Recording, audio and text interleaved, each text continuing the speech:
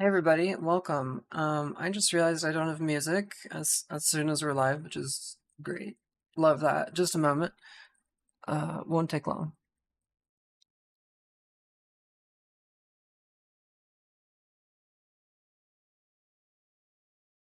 That'll do, sure. All right.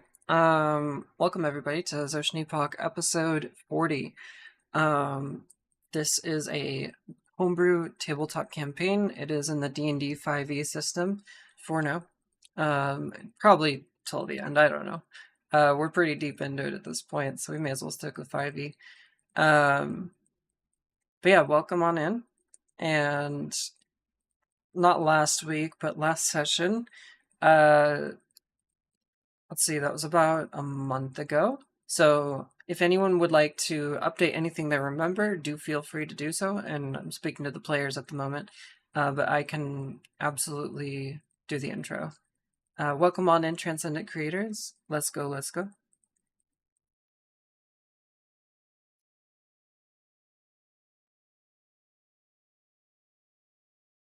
All right, so last session, the players they were in the middle of a dungeon below a theater in the town of not Tarvin.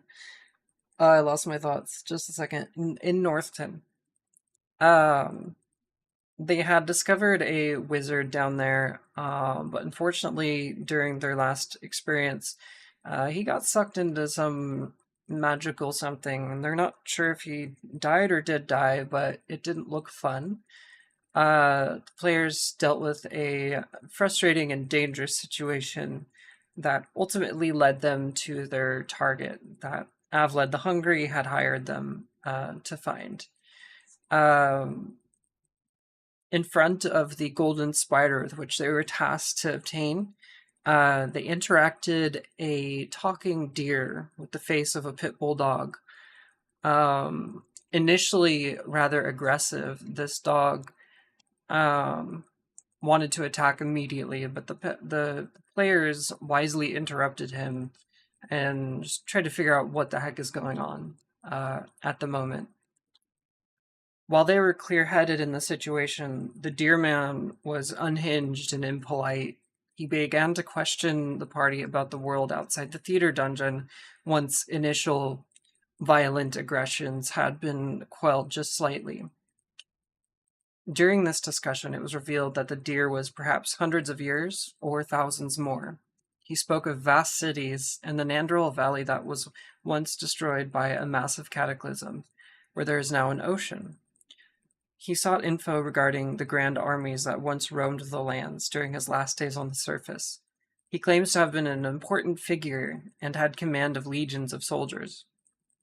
All of these seem like the fantastical rambling of an aged, long-lived person that has not experienced a remembrance ritual in far too many years.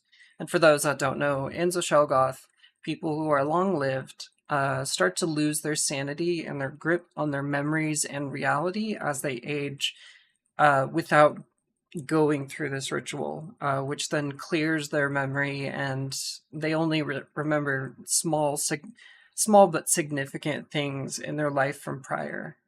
If someone refuses to go through this or for some reason is prevented from going through this, they kind of lose their sanity. And while they may be well intended, their understanding of the truth may not be grounded. Can he be taken at his word? Oddly, and perhaps worth consideration, he seemed completely unsurprised that the party was seeking the crystal-encrusted golden spider that Avled the Hungry had tasked the party with finding. The deer man then asked the party if they had been facing enemies that lurked in the light and had no fear of being found, for they could not be seen, which kind of lends some credence to his grasp on reality. He does understand some things, though it's not knowledge that the average person would have.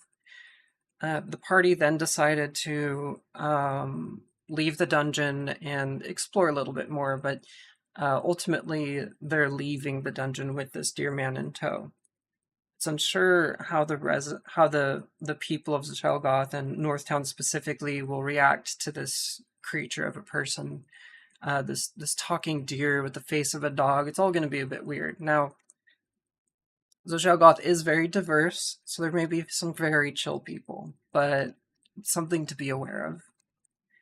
As the party made their way up into the basement of the theater, they could hear muffled screams that are likely caused by the gorillas they that clearly escaped the dungeon. And that's where we're going to start session 40. Standing in the basement of the theater, both players, you now have the floor.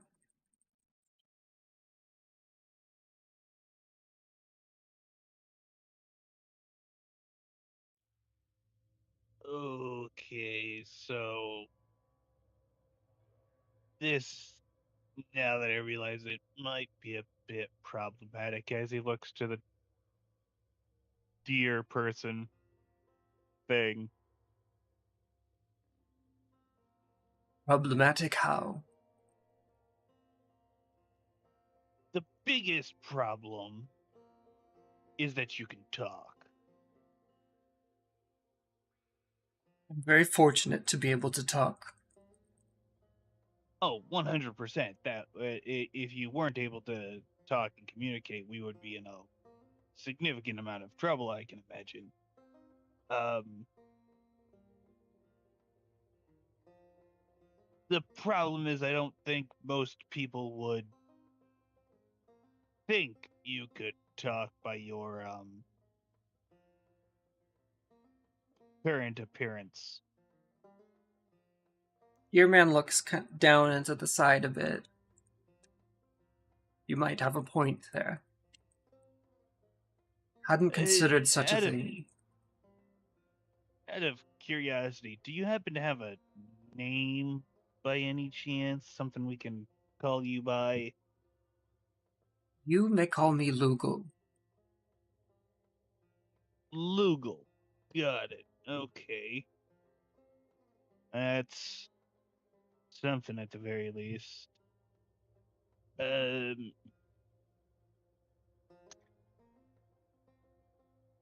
out of curiosity, and this is not meant to be rude in any way, shape, or form, but do you think you could play dumb?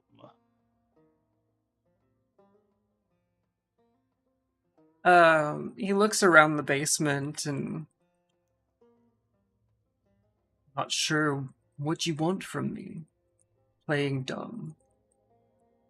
Suppose I could not Uh, speak, but it's quite obvious I am cursed with something. oh, certainly. And we would definitely have to figure out what that curse is in a way. Not speaking is definitely a smart decision. It would be best if you don't say anything in general, for at least when you're publicly in front of most other people besides us, I guess, for now, anyways. Um, we're gonna have to come up with a plan. Um, when we actually take you out of here. Would you mind running persuasion, please? Oh, goody! This is gonna be great.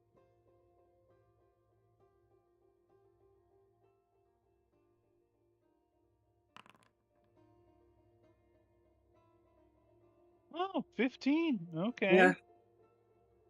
I suppose I see where you're coming from, though it does feel slightly insulting. It's I will a keep quiet. safety measure. It's a safety measure. I hope it's for your safety, our safety, the people's safety, and if the cult of the old ones discovers that there is a magical deer beast thing, that's already enough to spark curiosity. If there is a magical deer beast thing that can talk, that's an entirely separate problem. You I don't gather from. Go know. ahead. I don't know that not speaking is going to be enough to dissuade curiosity here. Um, but we should probably keep what we know about this cult uh, between ourselves. Well, yes, of course. It's to what's the word? Lessen uh um lessen the problems that will that will arise later. It'll shift, it'll shift to be more, instead of, it's a magical deer creature, it'll just be a magical deer creature that happens to be following us around rather than a magical deer creature that is following us around and can talk. I, I, I don't I don't know how common it is here to have animals with the heads of other animals. Neither of I you don't know. have Well, seen or heard of anything like this, other than perhaps in children's stories. I think it may work to our advantage to have it be known that this is a cursed creature of some kind. if we use the curse as a leeway, it should be able to uh deter most people from approaching him carelessly. So we can say we found this cursed creature in the basement along with some other things and blah blah blah.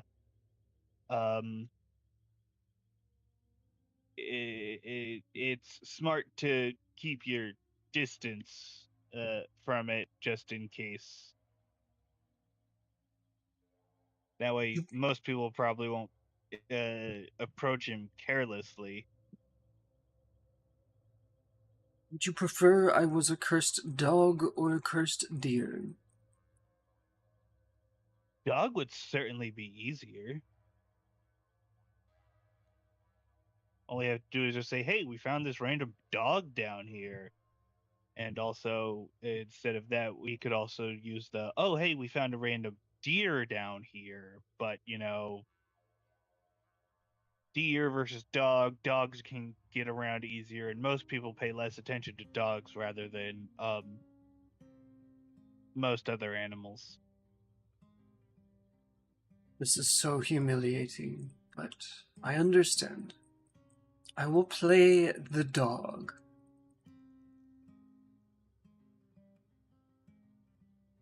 He says that with a slight sneer. I'd like both of you to roll insight. Oh, goody.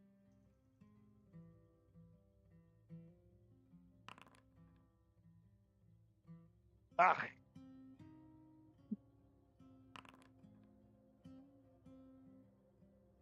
He just seems to be someone that is used to being important.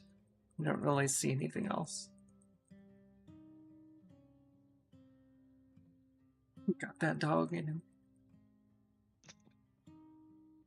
I'll I'll go on the record saying I don't know if not speaking is going to make that much of a difference, but we can try it out and see what happens. I mean, it helps Carasted when he doesn't talk. Most people just assume he's a golem of some sort. It was easier when Sebastian was around because he could make him pretend that he was Sebastian's magical servant, but Sebastian isn't here anymore.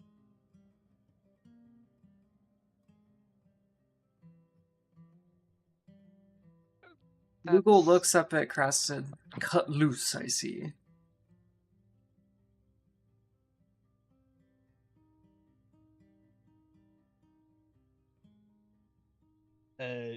Yes, Grasted is he's a bit like you, but I don't really know how to explain it completely. He is a being with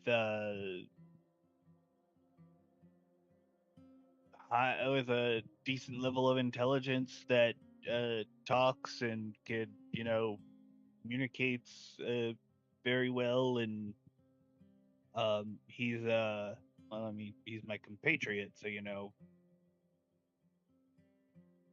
I care about him. I'll And have you know, I am more than decently smart. Crested points at Lugal. that Leo.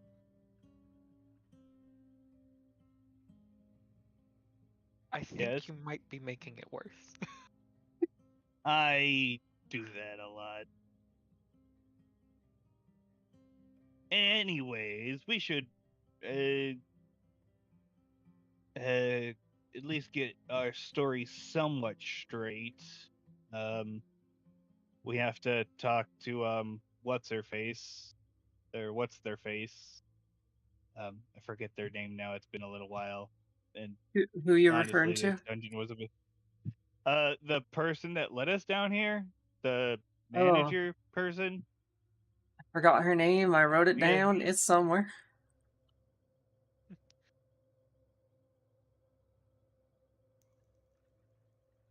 This is Apula, the theater me. director. Uh, this is me, the player, remembering this now. Were there other things that escaped from that dungeon? Gorillas or something? Yes, yeah, there gorillas. were the gorillas. We should really go deal with that. Yeah. Yeah, so you couldn't you could tell that there was water coming from the part of the dungeon that they had swam through. You could see a mix of water and blood dripping on the ground of the dungeon. Um, no other sign of them except for once you entered the basement that you're in right now, you could hear muffled screams in the town outside. Oh, we should You're, Uh, definitely go deal with that immediately. yeah. Leo draws his sword just in case.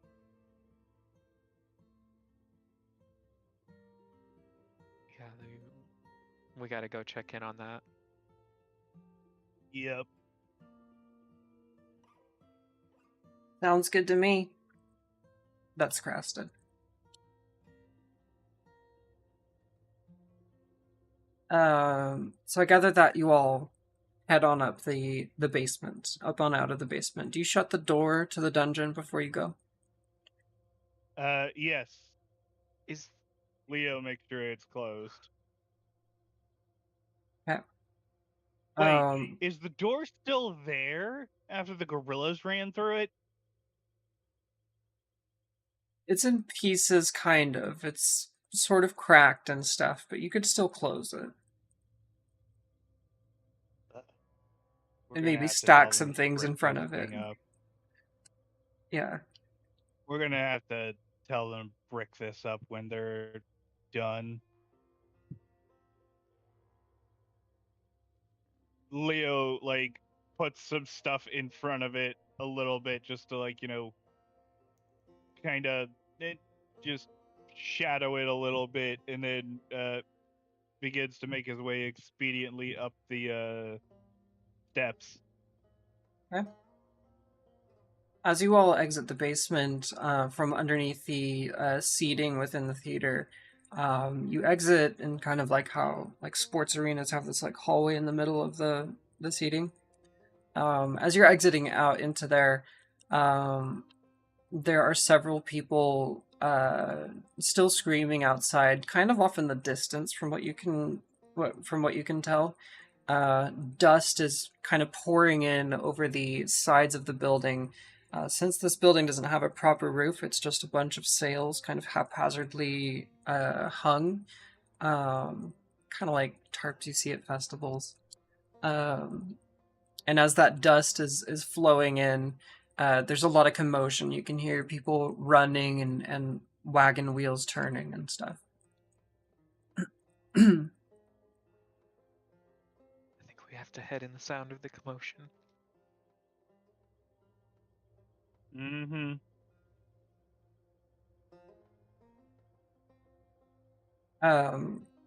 When you exit the building, there's no longer a guard there that was posted up before.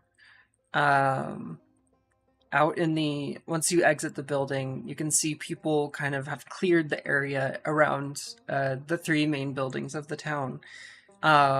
People sort of run back into their tent areas. You can see the road is all full of dust from people moving around in a commotion.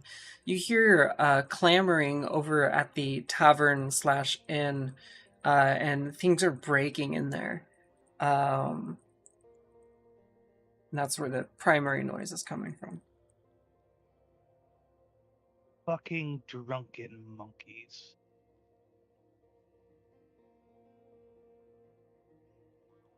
I'm guessing you had Out of curiosity, is my speak with animals still possibly up? no. It's been too long.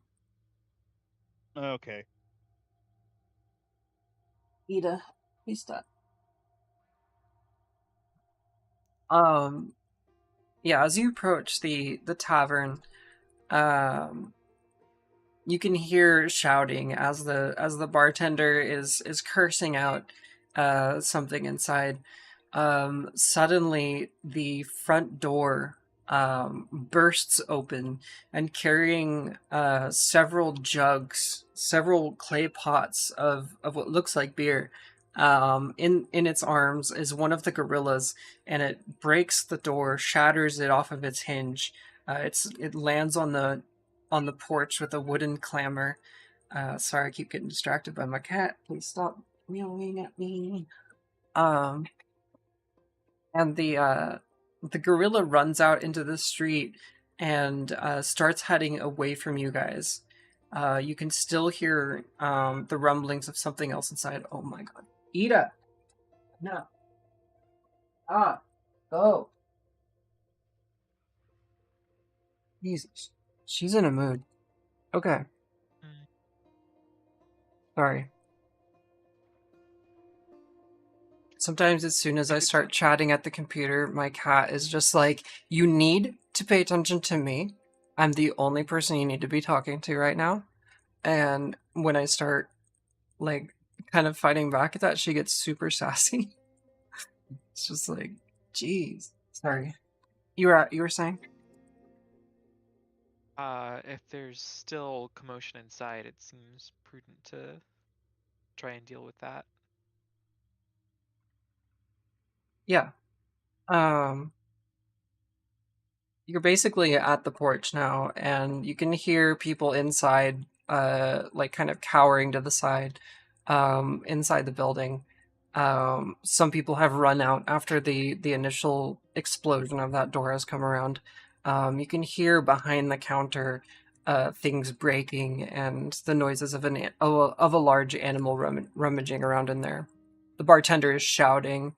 You can't really quite understand what's being said.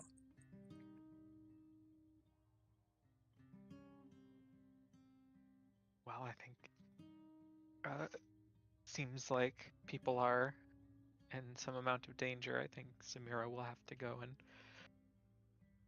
confront this animal. Yeah.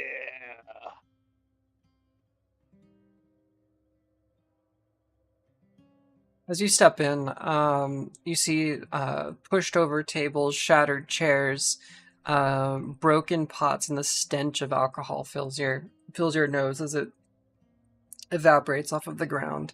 Um, and you walk up to the bar, and you can see behind in the other room one of the largest tubs of, like, one of the vats of beer, a large clay barrel that you could hold with two hands if you were quite strong, but that's about it. And the gorilla is face deep in the beer, taking deep, deep swallows, seemingly not breathing.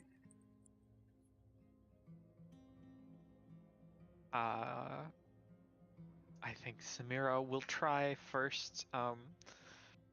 She'll bang her weapon against her shield to try and just make a bunch of noise to scare this thing off.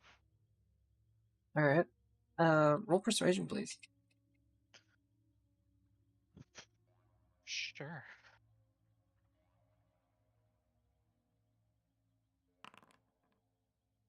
Sick.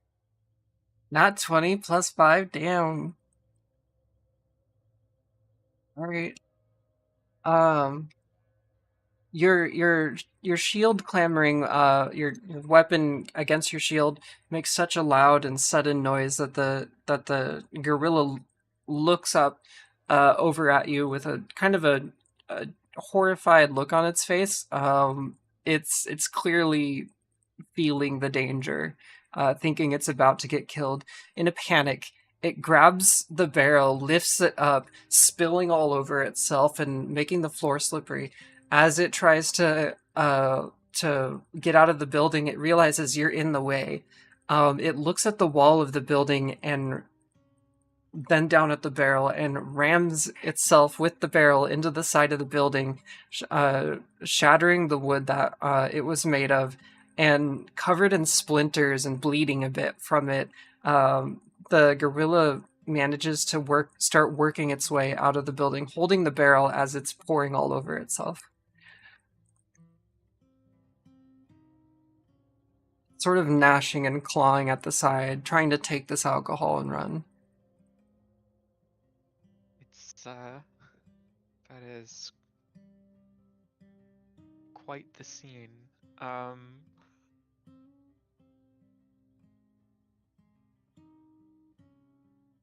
I suppose Samira will just have to sort of try and she doesn't want to let the thing run past her and potentially back out through a room full of people. So you stand guard. I guess if it's already going through the wall, might as well sort of try and push it back.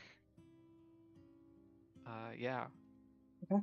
I'll advance on the gorilla slowly, sort of just keep it moving. As you're walking up to it, it's looking at you with concerned eyes, and as the beer just kind of starts spilling all over itself again, it takes one last look at the barrel, takes a swig of it, drops it on the ground, and pushes its way through the wall finally. And you can hear it sort of roaring and grunting and grumbling as it falls down to the ground and starts running away from the inn. The scene inside the tavern is a complete mess. Things are shattered. People are whimpering and scared. The bartender is nowhere to be seen at this point. You and the party are just standing there at the bar with a mess all around you. Does anybody look particularly injured or severely wounded? Surprisingly, other than psychological damage, no, you don't see any blood other than that which the gorillas caused themselves. They seemed primarily interested in alcohol, nothing else. Well, I guess that's the good news. I think Samira will, seeing that no one is in critical condition, hop out the hole the gorilla made and follow behind, sort of trying to guide it towards, or just away from people into the woods. Okay. This will take a while, but if that's your goal, we can totally do that.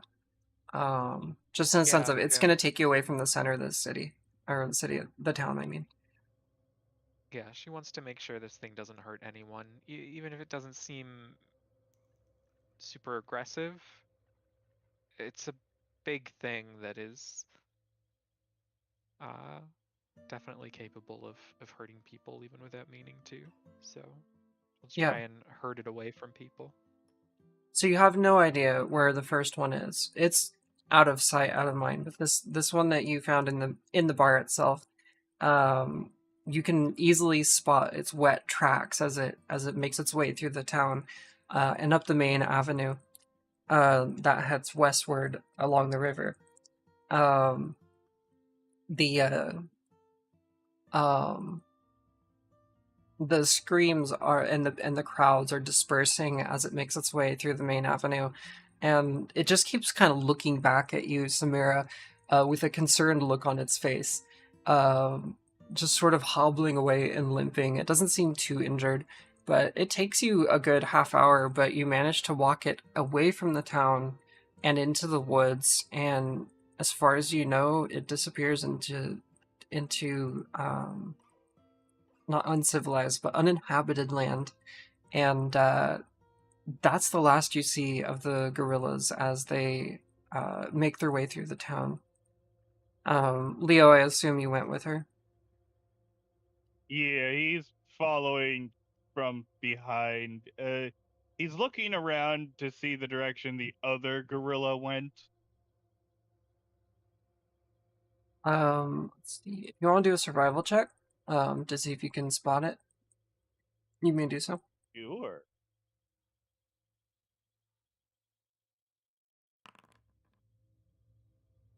10? Unfortunately, during the commotion, you weren't able to spot its trajectory nor any discernible tracks. It seems to have made off with its own private stash of alcohol. But as far as both of you know, the primates are out of the picture, though they've caused quite a scare in Northton, and definitely some damage.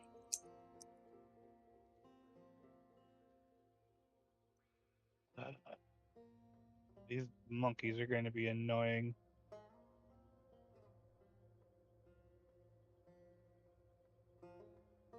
As you, I think once oh, sorry about that. Go ahead.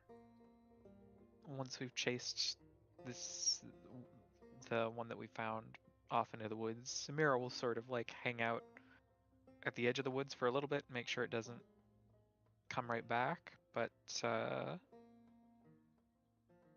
when she's satisfied that it's run off into the woods to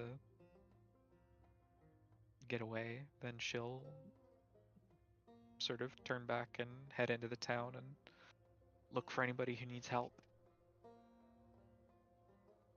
As you're making your way back into town, you see several armed people in togas. I guess you wouldn't know them as togas, but they're white sheaths wrapped around around their bodies with rope tied around their waists. A simple clothes, but they also have mismatched and unfinished makeup on at the same time. Some of them are carrying large swords, some of them have bows, some of them have some custom weapons that you've never seen before, but they seem rather skilled with the way that they're holding them. Um, the group approaches you both as you're walking towards Northton, sort of in a posse, all together widthwise.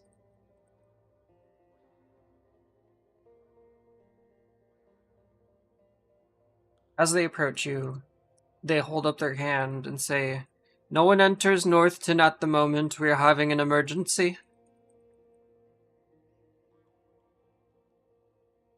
We just chased the emergency off. Oh, I apologize. In the commotion, clearly wasn't able to see everyone that was here. We assumed that you were just traveling in. Did you happen to No, see no, who caused this commotion as they gripped their swords tighter? it was a pair of animals. They squint at you with suspicion.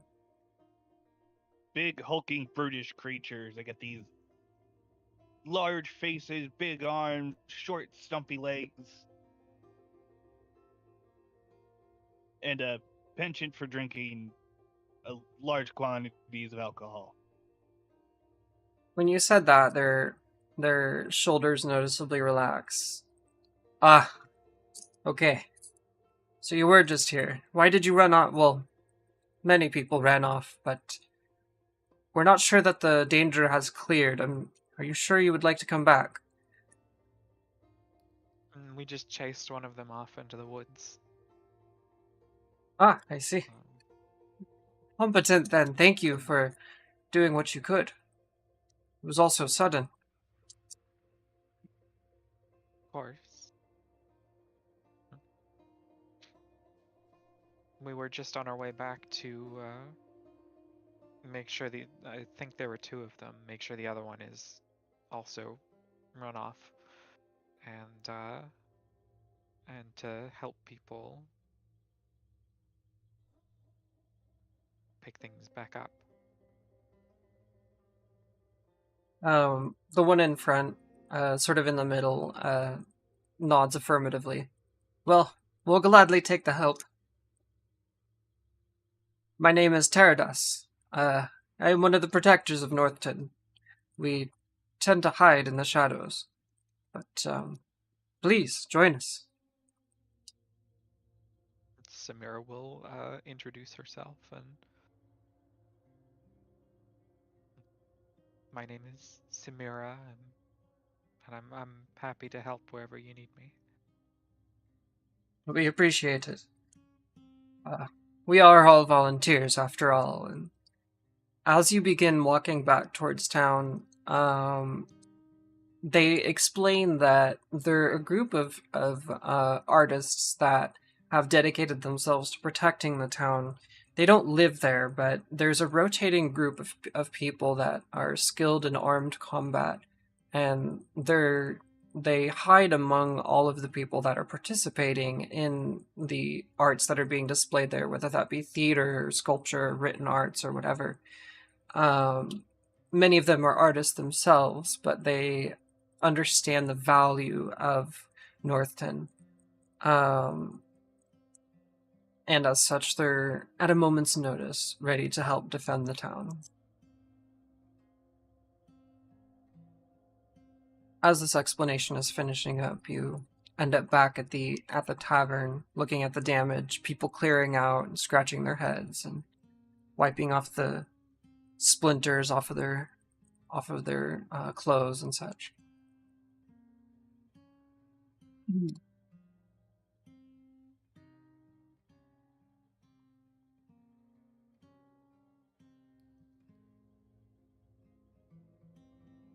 I think Samira will explain she has some medical knowledge and offer to help just check anyone over who might be injured. I appreciate that. Looks like you two aren't carpenters, eh? Neither am I, but I'm sure this place will recover. It is just alcohol after all. As you're talking, you notice that groups of people are making their way towards the theater itself. Some of them holding themselves. You can see noticeable blood on a few people. And they seem to be going in there, perhaps to lay down on the seating and to receive attention. I think Samira will head that way then and volunteer to help with medical treatment. Awesome. As you do, when you enter, a small family is laying down as one of their teenage children is sitting there with a large gash in their arm. They keep rambling about, I tried to stop him. I tried to stop them. And the parents are just kind of consoling them as there's a large wound in the side of their arm. For a larger wound like that, Samira will use her lay on hands to close up wounds. The child's human mother looks at you with disbelief as the wounds begin to close up on the child's arm. My God, what is this? How are you so skilled in healing? Thank you so much. I'm happy to help. My foolish boy. He thinks he is so strong, like his father. Not quite. She smiles wearily.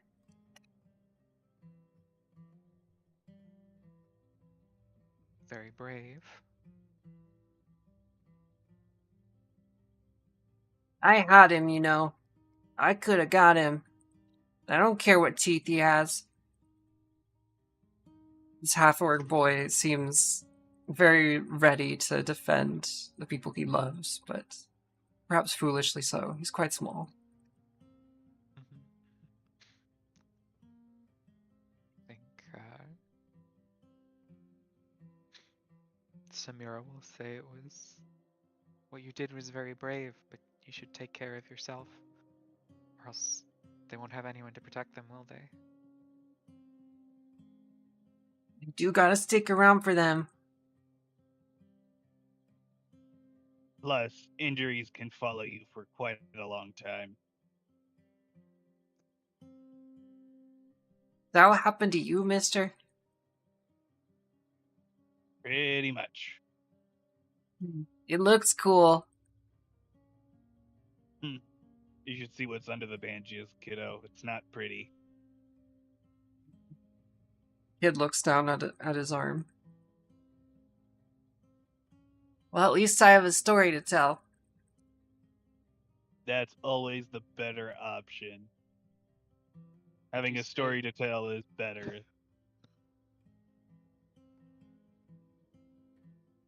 Would you say 2 points of healing is enough to close up the wound and stop Yeah. the bleeding?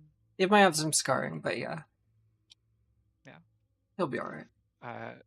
Yeah. Samira will be careful on how much she uses for any one person to make sure she can spread the healing around.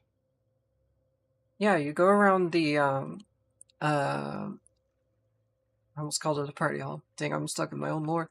Uh around the theater, and there's several people who got injured, being run over, and their wagon. They tell stories of their wagons being crashed through with a crazed uh, large ape ogre person, um, and there's probably 10 to 15 people that have some decent injuries. Only a few, like the child's or the teenagers.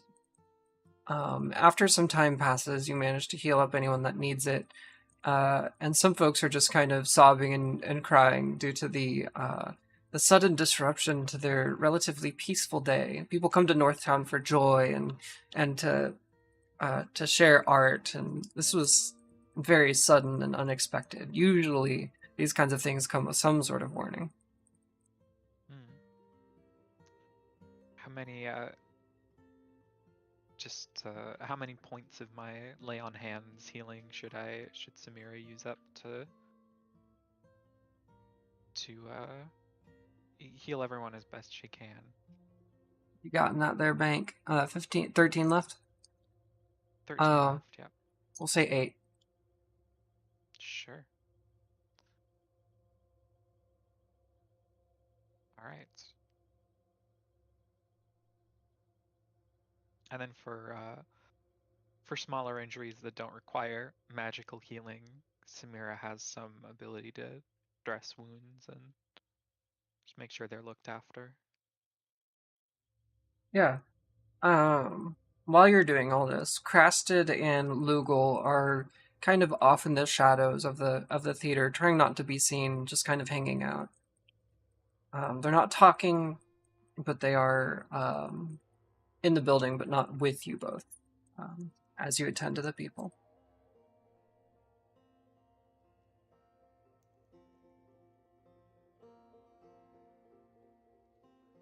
After some time, you see Vapula make her way through. She enters in from the outside, was kind of looking bewildered and confused at everything going on.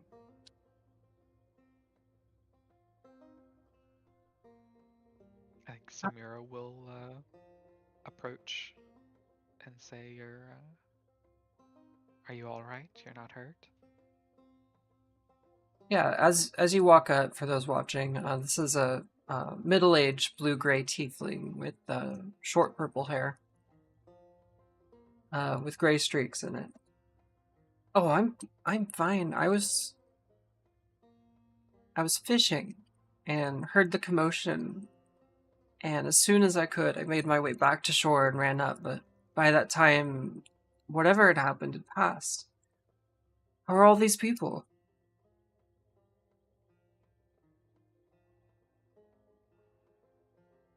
There was a pair of animals that ran through. They were after food or alcohol, something. We chased them off.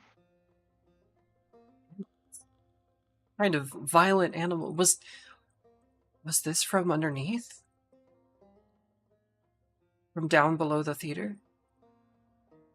Yeah. Samira will, nod. She goes a There little were, pale. There were a few creatures down there. I don't think they were, at least not all of them were malevolent. Just trapped down there. I don't understand how someone could be, or something could be alive that long. Nothing's come in or out of there for as long as I've been alive. I think there's reason to believe that whatever's down there was cursed. Would make sense.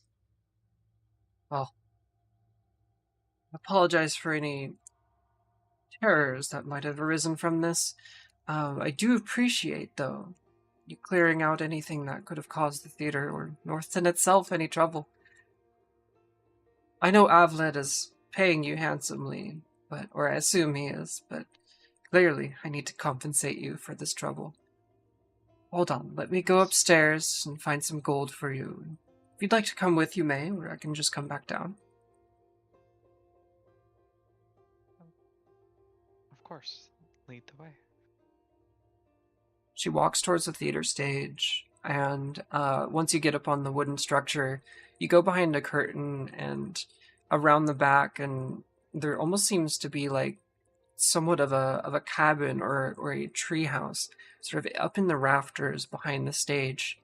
As you make your way up there, there are scrolls and tablets. Some looked very old with things carved in them, stacked on the wall.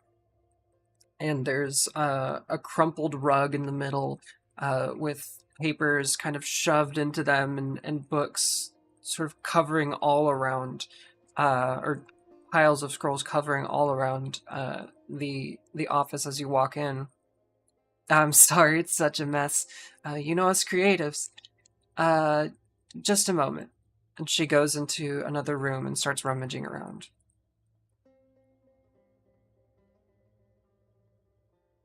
Samira will sort of just look around the room and not for or at anything in particular, just sort of taking it in. She doesn't touch anything. Okay.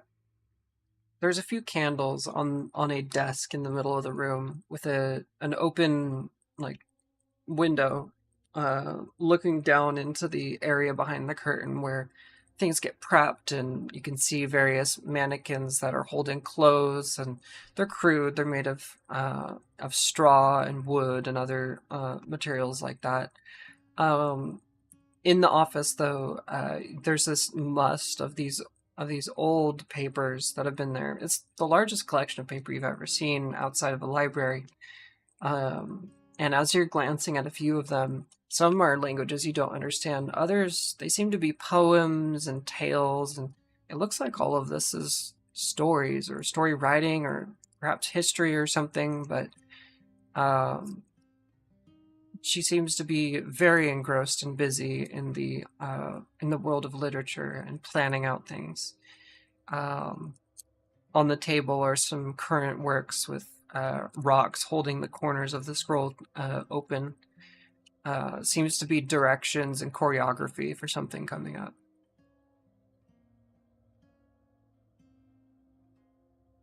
As Very interesting. yeah, as she rummages around, and you can hear her muttering to herself. You can't quite tell what it is.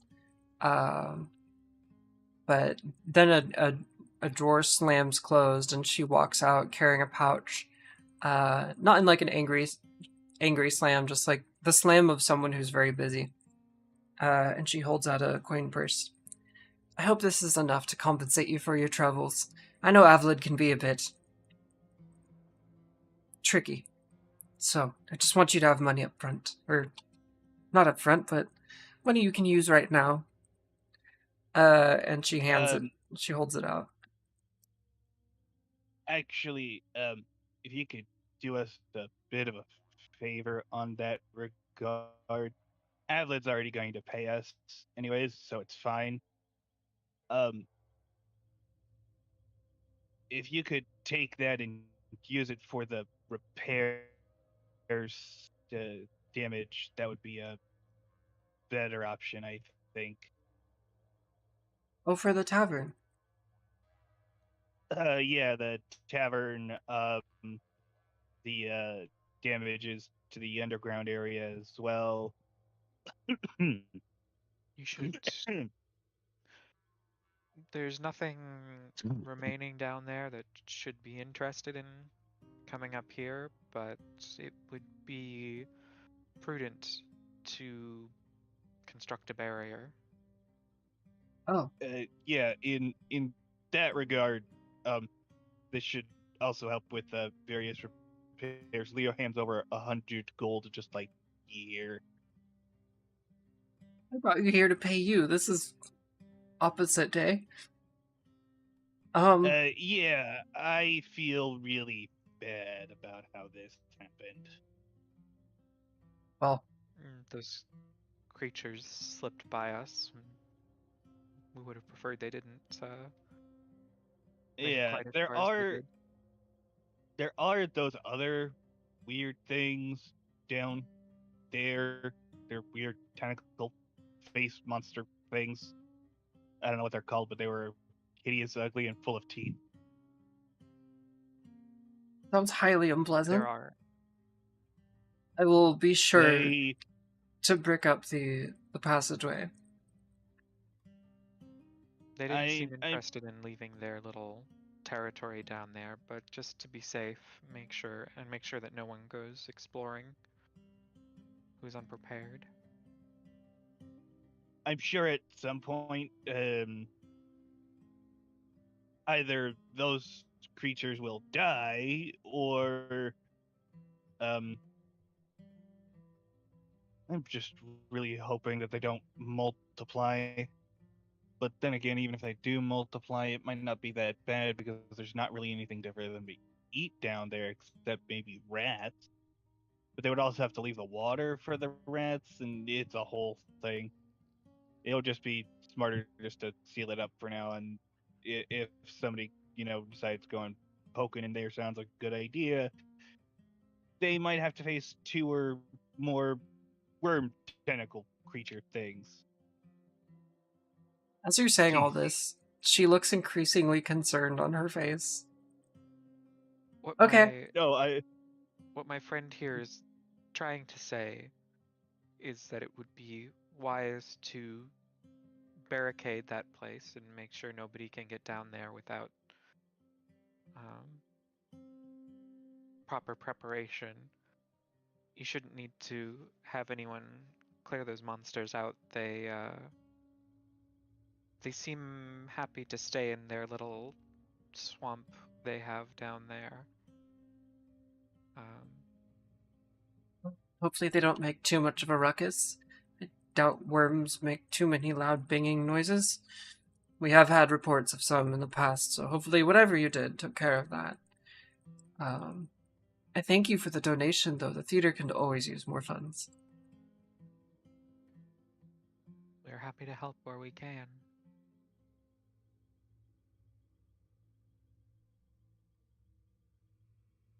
She takes the coin purse that she handed you and the one that you just gave her and combines them and sets it down on the desk. Well, is there anything else I can do for you two? I appreciate you coming through. I wish we had a show happening this week, but there's not one for another week at least. Otherwise, you're always welcome to come back and participate at any time. It would Certainly.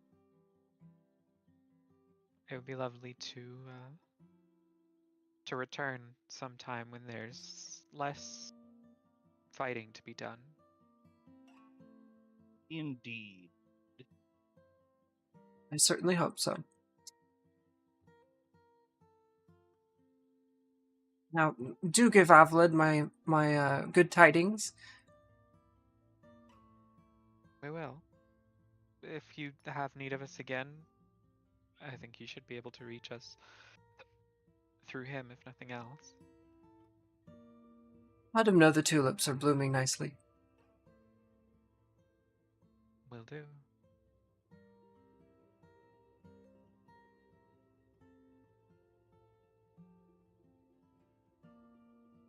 She begins to exit out of the office and make her way down the stairs down to the theater floor.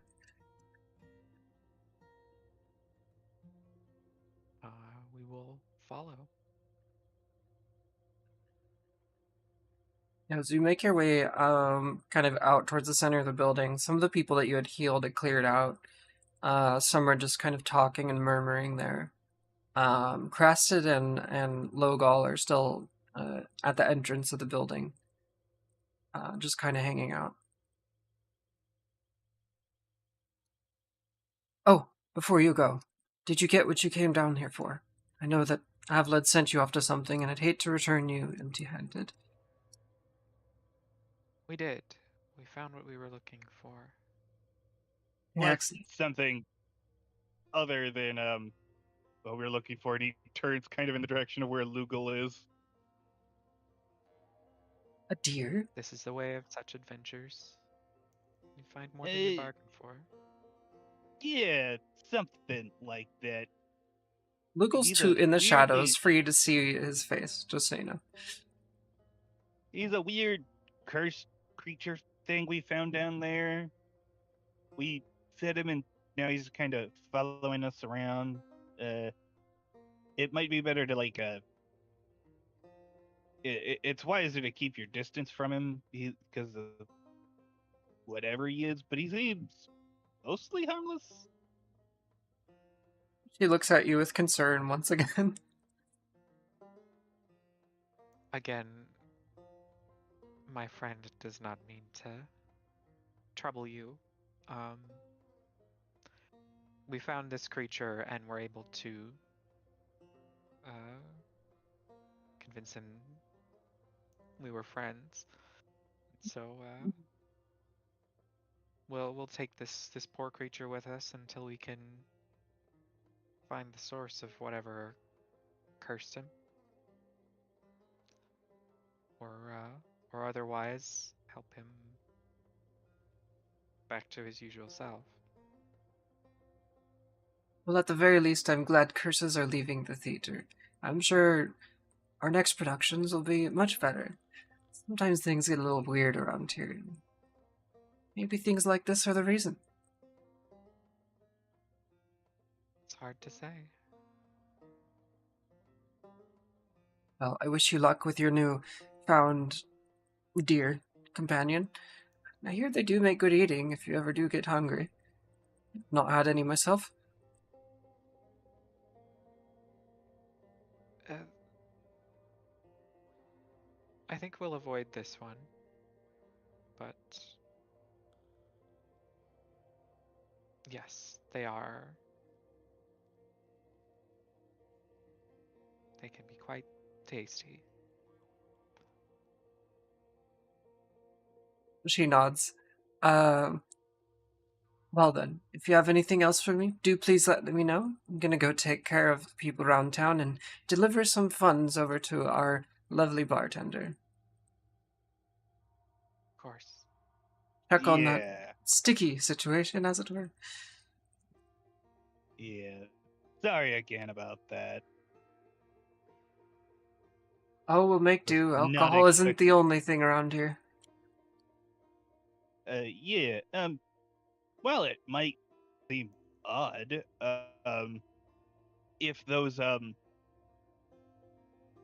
things keep hanging around, it might be a smart idea to just drop a pair of alcohol barrels or something outside of town so that they can just, stay outside of town, get drunk, and, leave everybody alone. How novel. We might consider that. I know, right? It's a safety precaution, if nothing else. Perhaps a new tradition to become a myth for the people here. Maybe. Perhaps. That'd be interesting. Regardless, I'm sure we'll be fine.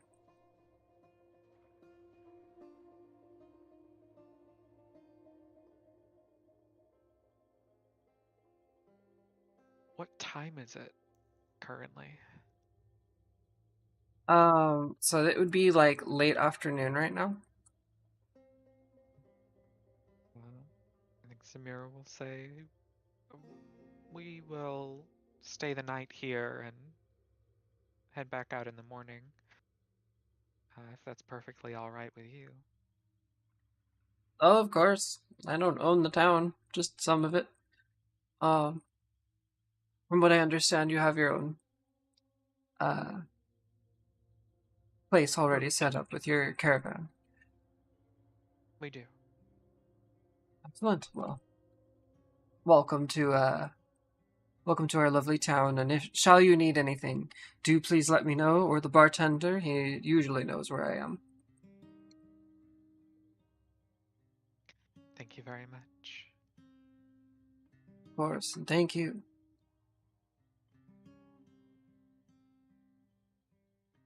I understand. I assume a Midwest goodbye ensues where you're both saying goodbye to each other for a solid 10 minutes and nothing happens, but you're saying goodbye to each other. Um, Uh, I think Samira is the opposite way. She said she's dealt with the things she needed to do. She says goodbye. There's a nice little like courteous nod, and then she's gone, just moving on. Excellent. Um, Vapula had begun engaging in that, but as soon as you leave, she goes, "Oh, well, she has things to do."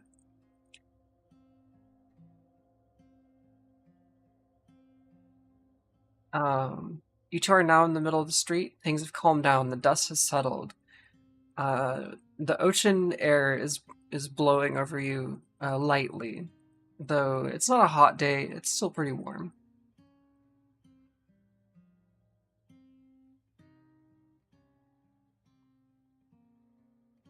Well, no point no point setting out until tomorrow, so suppose we have the evening to relax.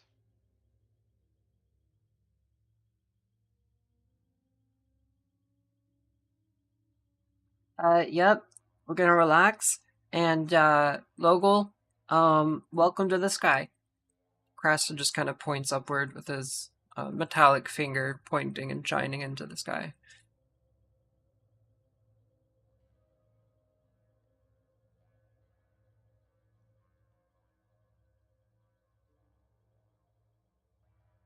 Logal just kind of stays silent, knowing that he's around other people, so he won't be saying anything. As you, I assume you make your way to the camp and set up for the night. I think so. Yeah. Okay. When you reach your caravan, it doesn't seem like it's been disturbed or anything like that. Everything is as you left it. Your neighbors, however, the one that you spoke to when you first arrived to town, they have actually taken off. The spot is empty at the moment. Perhaps they were disturbed by the actions of the day. Makes sense. Yeah, camps all around are lively still, but it does seem slightly thinned after that happened. Is there anything you'd like to take care of this evening before you go for your rest? I think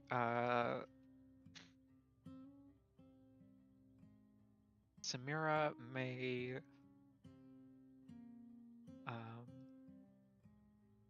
change out of her armor and into her more comfortable clothes.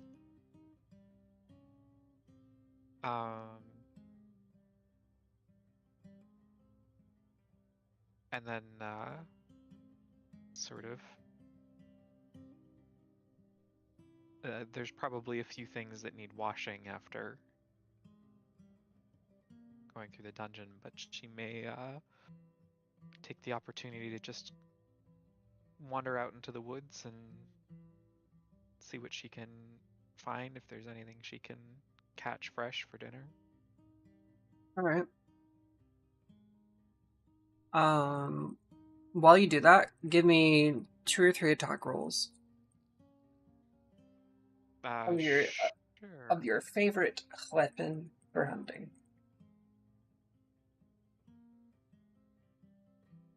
Yeah, I may have, give me just 1 second here.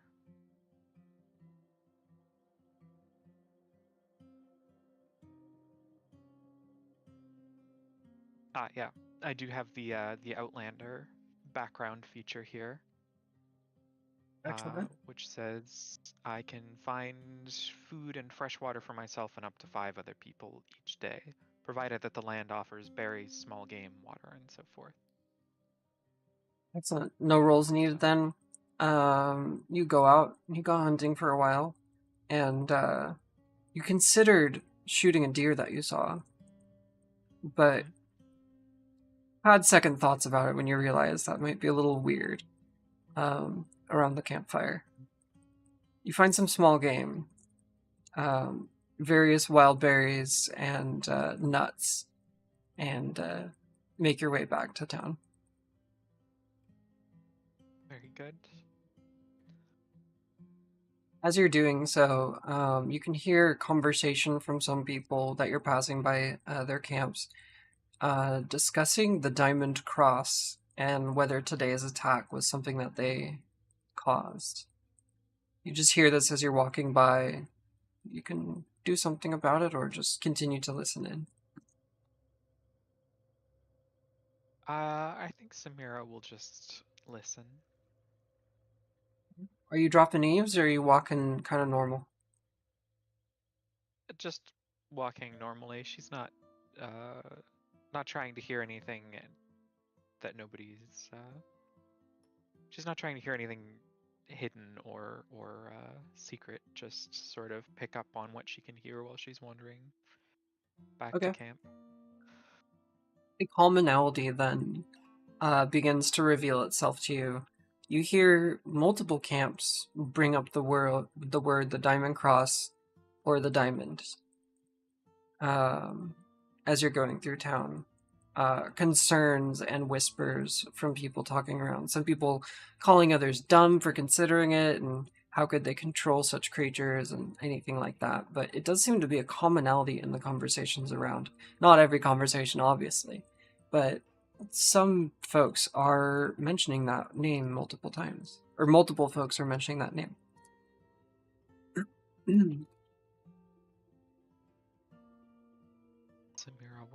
we'll take note of that, but she is hungry and will prioritize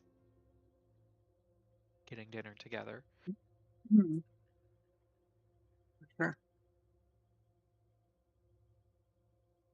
When you're back at camp, Leo, what you been up to?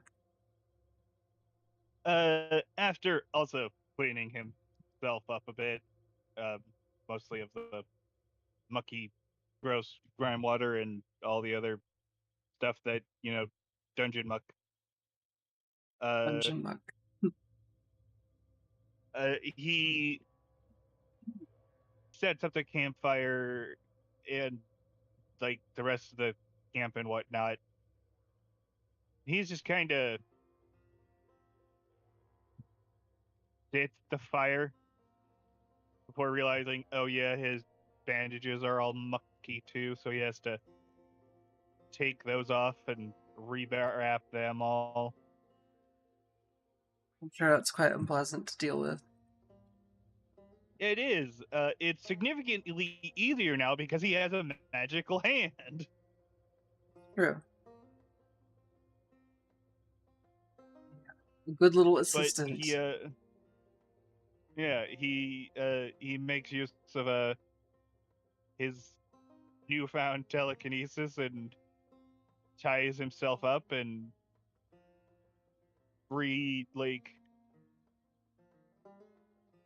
bandages everything, and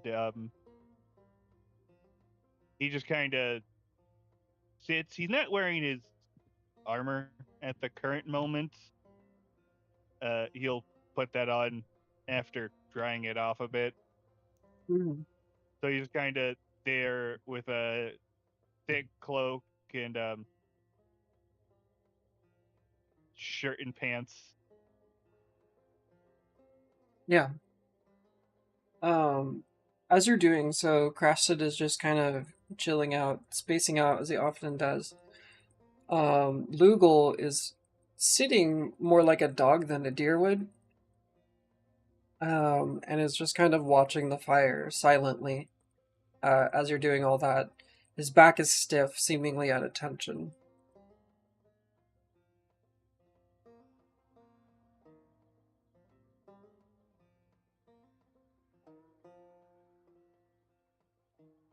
After some time, I imagine Samir walks up to this scene with you tending to your bandages and the other two chilling. Mm-hmm.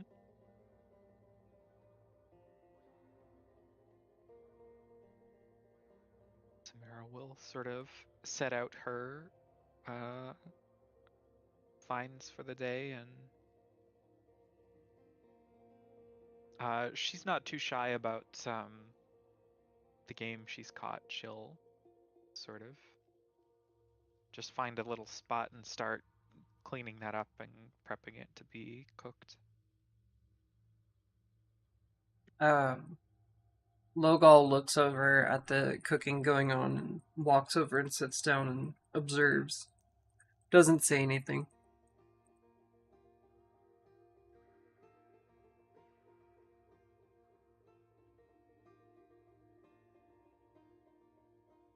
I think the whole process is a little meditative for Samira, so she's happy for the quiet company. Yeah. What did you catch, by the way? Oh, I guess that would depend what small game might be common to the area. That'd be up to you, I think. Why not? Sure, yeah. There's no encyclopedia of game. Yeah, yeah. I suppose I don't have anything in mind. For sure. Perhaps some rabbits, small birds, things like that. Yeah. Maybe some medium sized rodents. Not unusually sized rodents. That'd be a whole adventure. Yeah, yeah. We've The already thing, we've already faced off against rodents of unusual size and almost got our asses handed to us. true, true that was bad.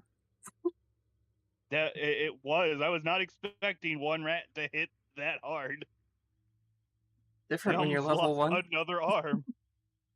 Yeah, Yeah, well, yeah, especially when we're at level 1. yeah. Not to mention the giant spider in that same moment. That is actually giant, and Mm. bigger than The people. giant, the giant spider was honestly easier. Bizarrely, Yeah, bizarrely, the giant spider was easier to handle than that's multiple giant freaking rats. it's the swarm mechanic. It's totally the swarm mechanic. Mhm. Yep. If it was a swarm of giant spiders, we would have been in trouble. Yeah, But then again, anybody have a problem with a swarm of giant spiders.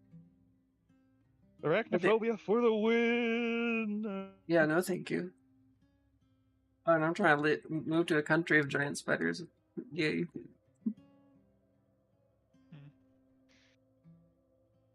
That's almost anybody says anything about it when I do bring it up. I'm like, but the spiders. I don't know. It's just spiders. I don't like them at all, but still. Anyway, you managed to cook up a nice meal, and I assume you hand it out to the party.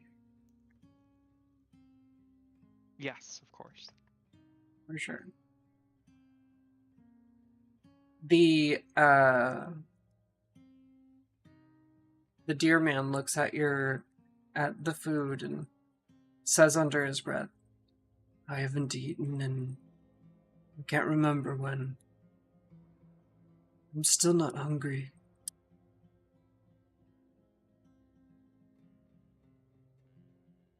Fine.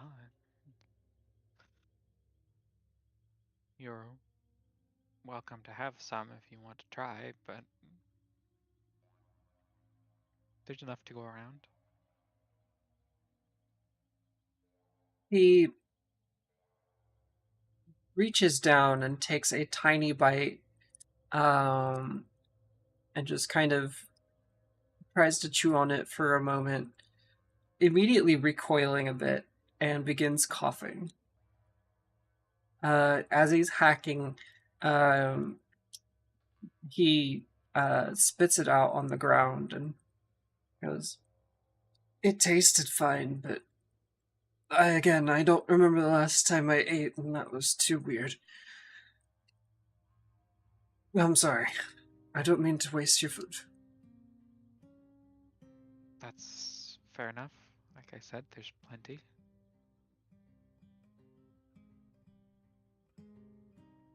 I trust. Samira will kick the discarded food into the fire. I think I'd best wait for another day. Not sure if I'm even able to eat. Like if I wanted to.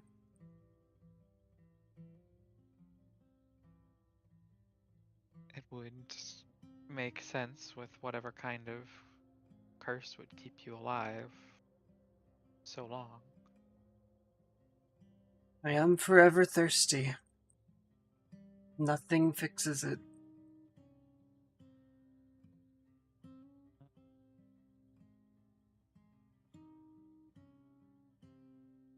That said, and Lugal looks up to the sky. It is bizarre to see the stars. A good bizarre. It's been some time, I imagine. I don't even recognize this sky, to be honest. I know we are where I know we are, but don't recognize these skies.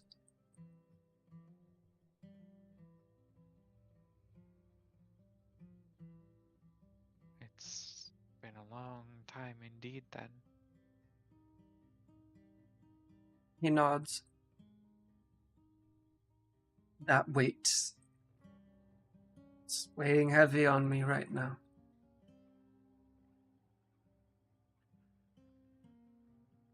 At least there are some people alive still. Hmm. Nobody I know, but people. Civilization, it exists. I feared it did not. It does.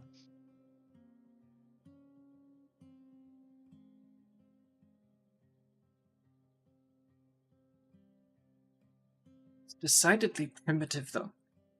He looks around, just kind of peeking around at the camps. Well, a lot of time has passed. Things are bound to grow and then degrade with time. I suppose. It is in front of my eyes, and yet I still have trouble believing it.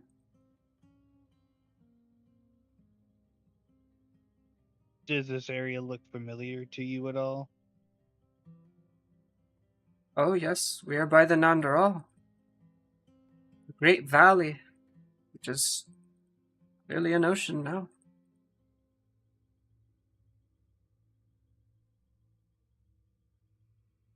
Last I saw it, the pieces of it were flying off into the black. Massive weapon. That sounds horrifying. Oh, it was. I could see it from miles and miles away. Everybody could. Millions died. But this is Nandaral, all Really? right. Millions. Great cities. I've never even thought of the idea of millions of people. Sounds You see, incomprehensible, impossible, and honestly irritating. it can be. But we find a way, people. Oh, of course. Most do. More than I'm just surprised by the number, really. I could never be in a room with more than a few dozen people at a time. And that's if I'm not talking to any of them. Would it I'm not disturb you? exactly what you would call a social person. I understand that. From outside, from the nature areas, yes? I do tend to prefer the woods over being confined inside the walls of a city. Although, where I'm from, there's enough open space in town to ignore that. It's a small village in the middle of nowhere. Many like it. Not a ton in my day, but there are many. I know what you're talking about. Probably many more than what you're used to. I don't think I've seen any cities or heard of any cities the size of what you're talking about. I think the biggest city I've seen was Probably like 2,000 people at most. 5,000. yeah, yeah, 2 or 5 thousand people. Aronia. That was that was about the biggest place I've seen in a while. I can't really. Does Leo know of any large cities that are possibly bigger than Aronia? No, Talorn is kind of around that same size as well. Like, it's probably about the biggest you've seen or heard of. Hmm. Um, but you don't know much about the world outside of this general area, so there may be, but not that you've heard of. being that you're relatively young and grew up more interested in doing things related to yourself, then like, yeah, no, unlikely you would have heard of such a thing.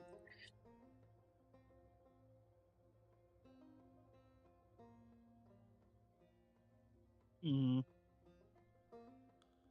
Lugal looks down at the ground and says, I once had the command of 500,000 people. Does that disturb you? Hey,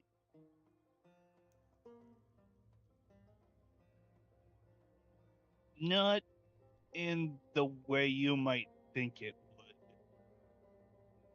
It's certainly a lot of people. It's more of those are people that have. I'm sure you've probably at the very least, spent time with some of them, or at least any commanding officer types. It would be easier to manage though that number of people, and while the number itself is astonishing, I wouldn't exactly call that disturbing. And if I was in a position where allow me to put it to you this way, if you told me to stand in front of 500,000 people tomorrow and give them commands in a military fashion, I wouldn't be able to do it. It would be physically, emotionally, and mentally impossible. I couldn't do that. It would be less about disturbance and more about not incompetence. That's not the right word. Lack of experience. It is a great pressure, but one I love. Many of those people would lay down their lives for me at a moment's notice, do anything I ask of them. Most of them, truly. I miss that power. Sometimes eating.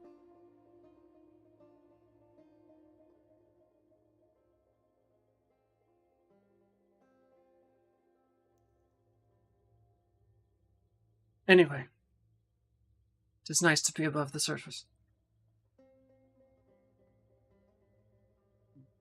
Certainly is.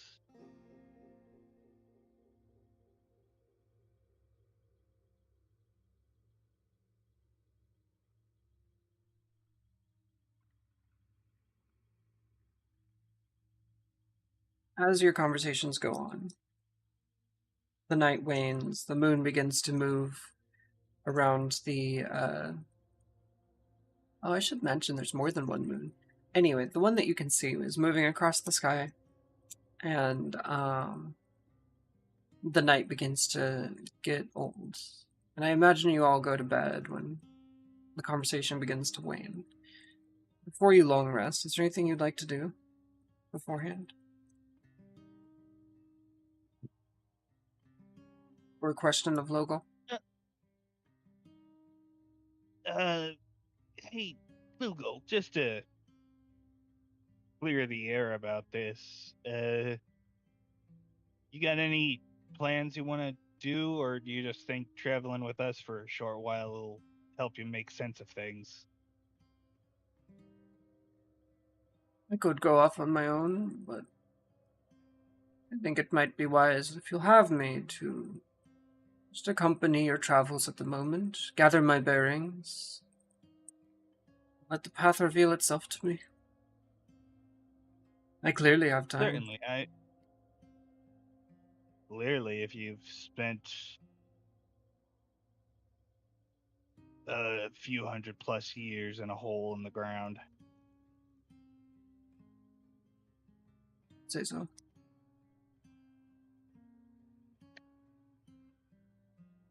Keep followers on steamboo.com. Like, sorry, what was that, Samir? I think as the talk of armies and such came up, Samira got noticeably quiet, and so she's been quiet as they've kind of been winding down their evening. Mm-hmm.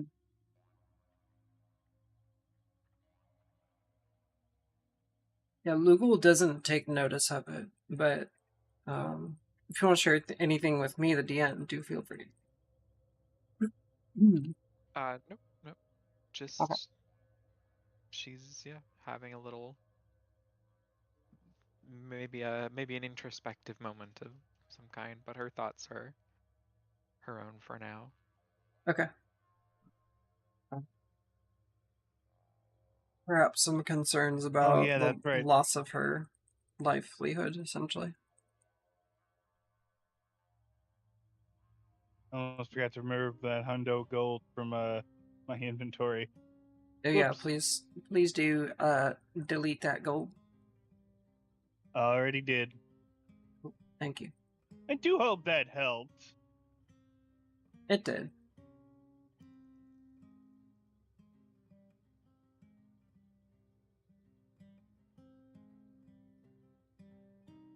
Um, yeah, as you all settle down for the evening, Samira, quiet in your thoughts, being contemplative. Leo having a small conversation with Lugal. Thoughts of the day have been passing through you. The stressors and meeting that strange wizard who is just not around anymore. Perhaps you'll come across him again. Perhaps he's dead. Really know. But the night fades to morning, and the birds begin chirping. You can hear the clamoring of pots as some are cleaned and some are prepped for cooking, the lighting of fires and the crackle of freshly lit fires spark into the sky in the early AM as people get ready for the day. You may all long rest and start your day.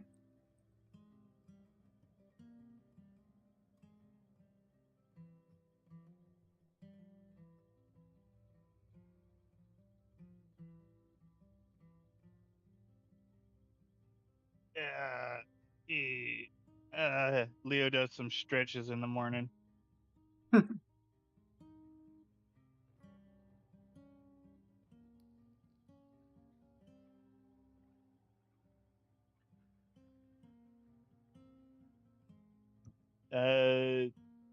Who else is Lugal around and Crested?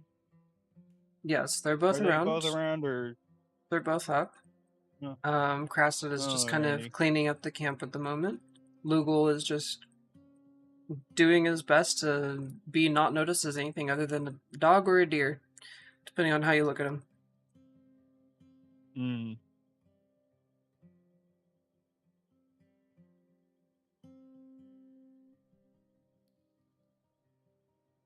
Do you have anything you would like to do today? I shall remind, you do have a delivery to make to Lauren, to Avled, the spider that you acquired in the dungeon.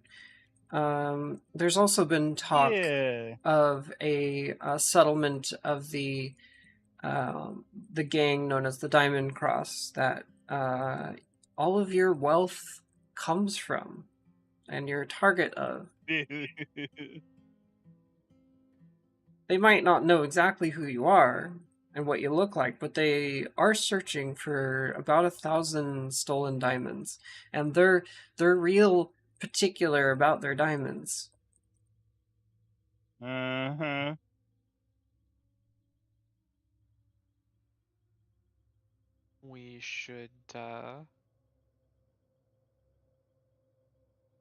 We should get back to Avlet as soon as we can.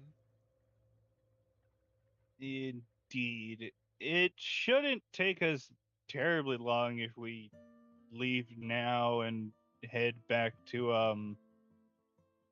Lorne? Yeah, to Lorne. Yeah,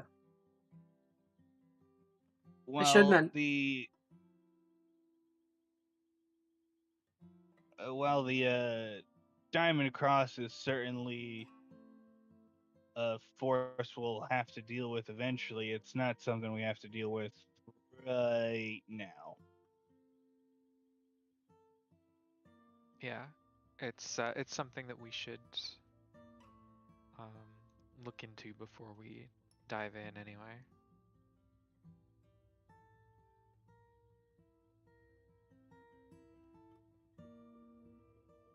Also, just to jog your memory, because it was mentioned a couple sessions ago, you did ask about someone who might know something about the shared dream situation that you had and the items that you recovered um, from those dreams, from the immaterial.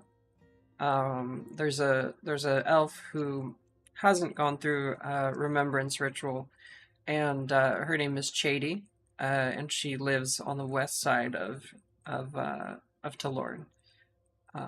Clever mentioned her to you and asked about her. Just mentioning another thing in Talorn that you had a like bookmark on. Right? We were Good. gonna. What were we gonna visit them for again? I forget. About the dreams, Oh. shared dreams. Yep. It wasn't like an obligation or anything. It was just something you had asked about. So I was just bringing it up because it was another side quest in Talorn. Yeah, Hmm. we should make a point to retrieve those diamonds as soon as we can. Well, Eh, they can stay where they are. They're not in any.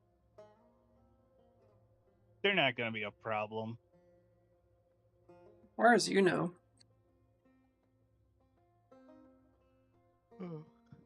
well, they may be safe-ish there, but rather not have that come down on our friends if they are discovered. Fair, fair point. I'm not going to disagree with you on that. Eh, Mostly the. Well, first they would have to find the place, and that's already a high difficulty requirement just to do that. Then they also got to get into the place, which is an even greater requirement, unless they because there's only a handful of ways, less than a handful of ways that they could actually get into a place like that, because they already destroyed one of them, and the other one isn't exactly easy to find or get into. Well, they're also not doing And anyone they any good sitting in a cave in the dark. they won't do us any good being in our pockets right now either, to be frank. True, I mean, part of why we're out here is to make the connection with Avlid and someone who can move them. Yeah, and we can certainly move them later. It's just this is just a personal opinion of mine. Right now, it's not important enough to move them. But if you think it would be a good idea to move them, we certainly could. It was just the problem is finding a place that's better than the current location they are in. That's the main problem. I'd love to move them if I had another place where I knew they'd be safe, but unfortunately, there's only a couple of places that I could put them where they would be safe, and none of them are currently on this side of the continent. Yes, well, I uh, I have some concern that our friends were not aware that you were uh, hiding those there. I told them I left something down there on accident. They know that there is something there, they just don't know what it is. And if Yeah, they don't know what it is, then it's not their problem and it's not anyone else's problem. It's my problem. I'm not so sure that it will work that way, but They seem like careful regardless, people, Cressida is speaking up. I'm not sure our feline friends would Exactly. be. I'm not sure our feline friends would be so hot on being used as an unwitting bank for uh, a very sought after commodity by quite violent people. if these It's a Diamond Cross, responsibility. if they have any sense that it's being hidden by our friends, I don't think they'll um, be lenient just because our friends don't know what they're doing.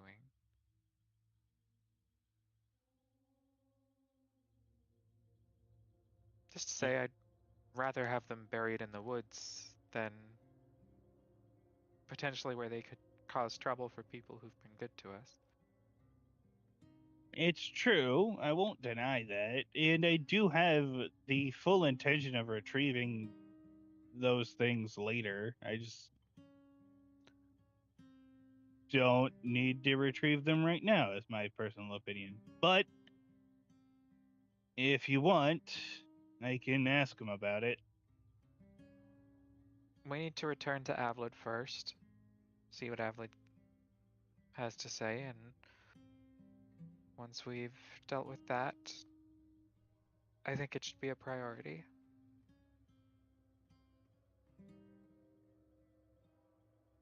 All right. Makes sense to me.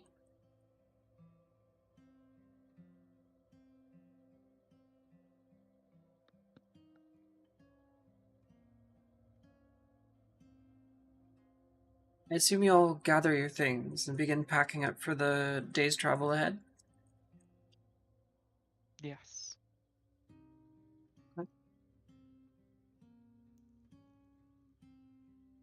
Let's see.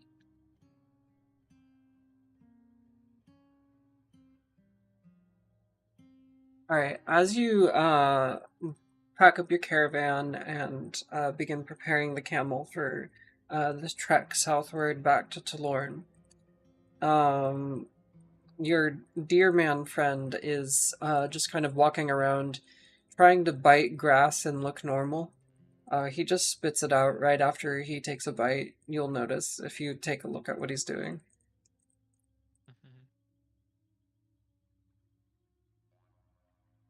Mm-hmm. Um, once you're on the once the everything is packed up and you begin walking out, the or I should say, Cressida tries and gets and get the deer inside the cart. It's kind of crowded in there, especially adding a entire four-legged animal inside, but he does manage to get inside the cart. After some scrambling and scuttling as hoofs are sliding on the wooden surface of the stairs into the steps and into the cart. Um, both of you are going to have to sit on the bench up front due to how crowded it is inside there. Or someone on top if they would like. Um, and you begin traveling southward. Anything you'd like to do before you leave Northton?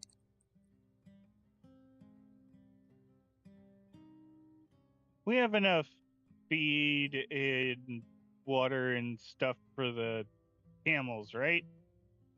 Yeah, I mean, this was essentially a weekend trip, so you brought enough with you. Okay, so we're good on that.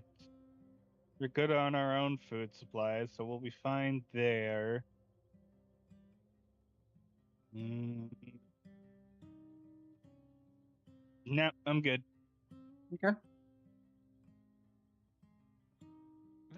I'm also good.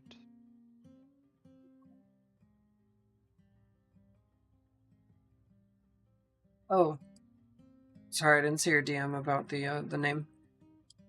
Oh, that's all right.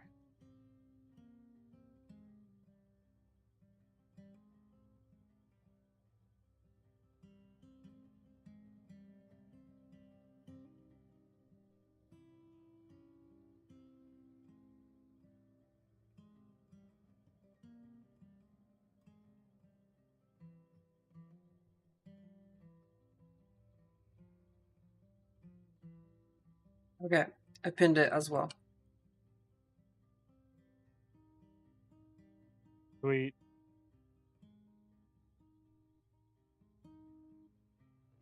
So you take the day to travel southward to. Oh, that's what also I was doing.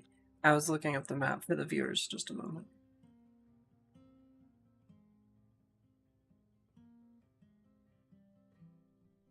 What is with Firefox right now? Manga.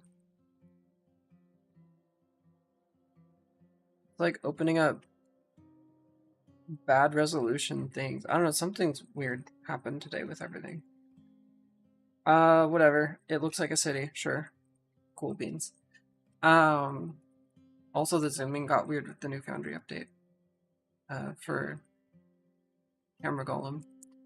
Anyway, I'm rambling about things that you don't need to know. Um, the nightfall is here. The sun has gone down, but as the crickets and everything begins coming back, the familiar sounds of Talorn and the swampy, humid atmosphere comes back at you. It's getting a little chilly in the evening here. As your wagon wheels creak along the hard compacted dirt road coming into town, you can hear the various sounds that are common in Talorn. You hear shouting and cheering, yelling and screaming, weapons being brandished, laughing, and all the other sounds that come um, from a port city with people of all kinds from all around the world, many of them fugitives of various areas around the world.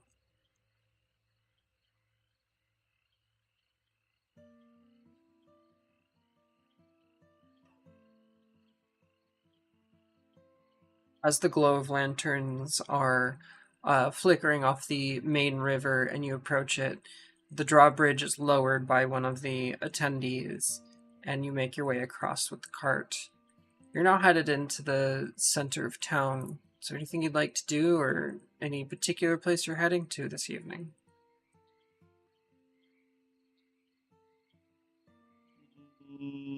We'll drop off the cart and head straight to Avled. That way, Lugal Carasted, if he wants to stay behind. Mostly Lugal and the camels can have a place to safely graze, I guess. Okay. You head back to your kobold friend's house. Yeah. I'm blanking on his name. I normally know what it is. Jardine. Didn't even have to look it up. Yeah, Jardine. Yeah. So you make your way back to Jardine's house, and he welcomes you back and lets the cart back into the backyard, and you've picked up a new creature. He's noticeably wary of it as he just kind of stares at it and stares back at you and then back at the creature, shakes his head and goes back inside.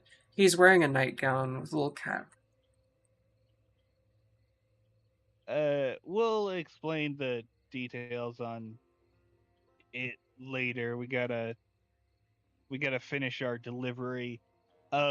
Here, just for just safety, I guess. Leo'll hand him some gold and whatnot, so he can, pay for stuff, I guess.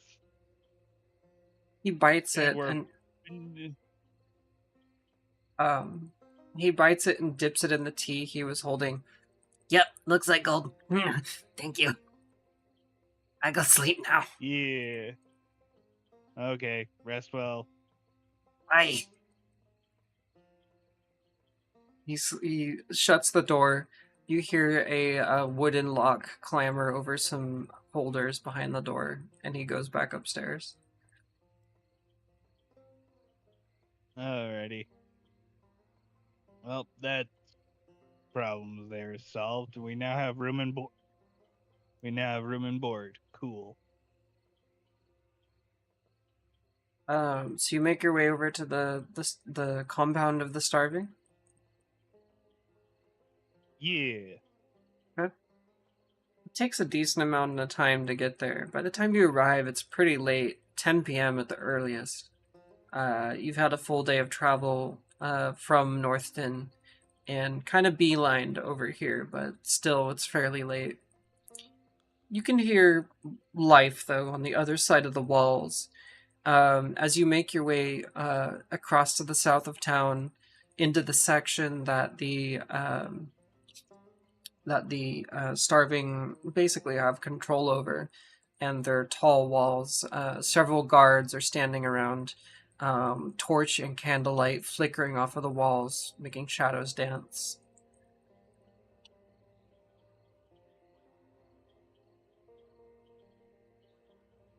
There is a guard standing at either side of the gate as you approach. They're wearing their customary white gloves and holding staffs as they look down at you.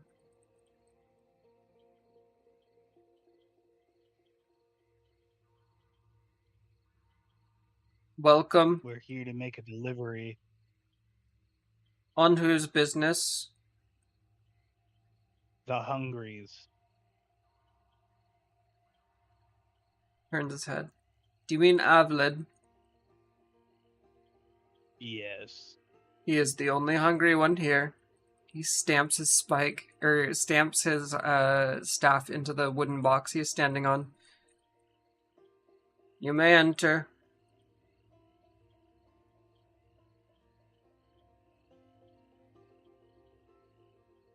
The gates begin creaking open as guards on the other side of the door begin unlatching things and removing wooden posts. They swing open, and you can hear some children playing up in their what are they called? Apartments. Where do people live? Apartments. That are within the walls. People talking. It seems like parents are cooking. Just general evening sounds. People clamoring around, but relatively quiet. The torches on the street have a significant path that leads towards Avlid's hut, a traditional longhouse that is buried into the ground, not as modern as many of the buildings around it. Smoke is billowing up from the center of it. Multiple guards are standing around it as you walk up. One of them seems to recognize you too. Ah, what an odd time for you to show up, but welcome regardless. What can we do for you? We're looking for Avlid. You may not be around, but let me go inside and check. A few moments pass, and he comes back out. Avlid will see you. Be kind, he is not very patient when he is sleepy.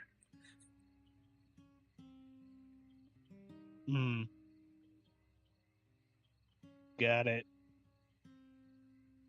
We'll make this quick. We'll do this quickly then. The guard nods and opens the door for you to walk in. You step down into the building with the gravel floor.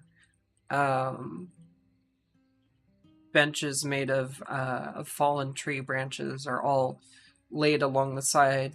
Various goods and things are sitting there. Some foods, random clothes, that sort of thing. There's not as many people in here as you're used to seeing when you've been here in the past.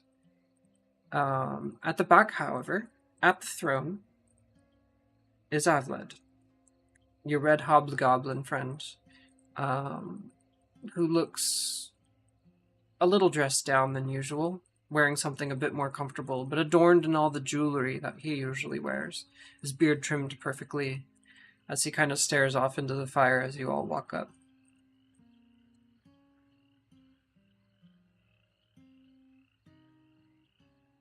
Welcome, welcome. Samira, I think you were saying. Samira has the golden spider, which she will present to Avlid. He takes a moment before picking it up off of your hands. Well, I suppose being disturbed at this hour isn't too bad. I see you wasted no time in getting back to me. How? How was it?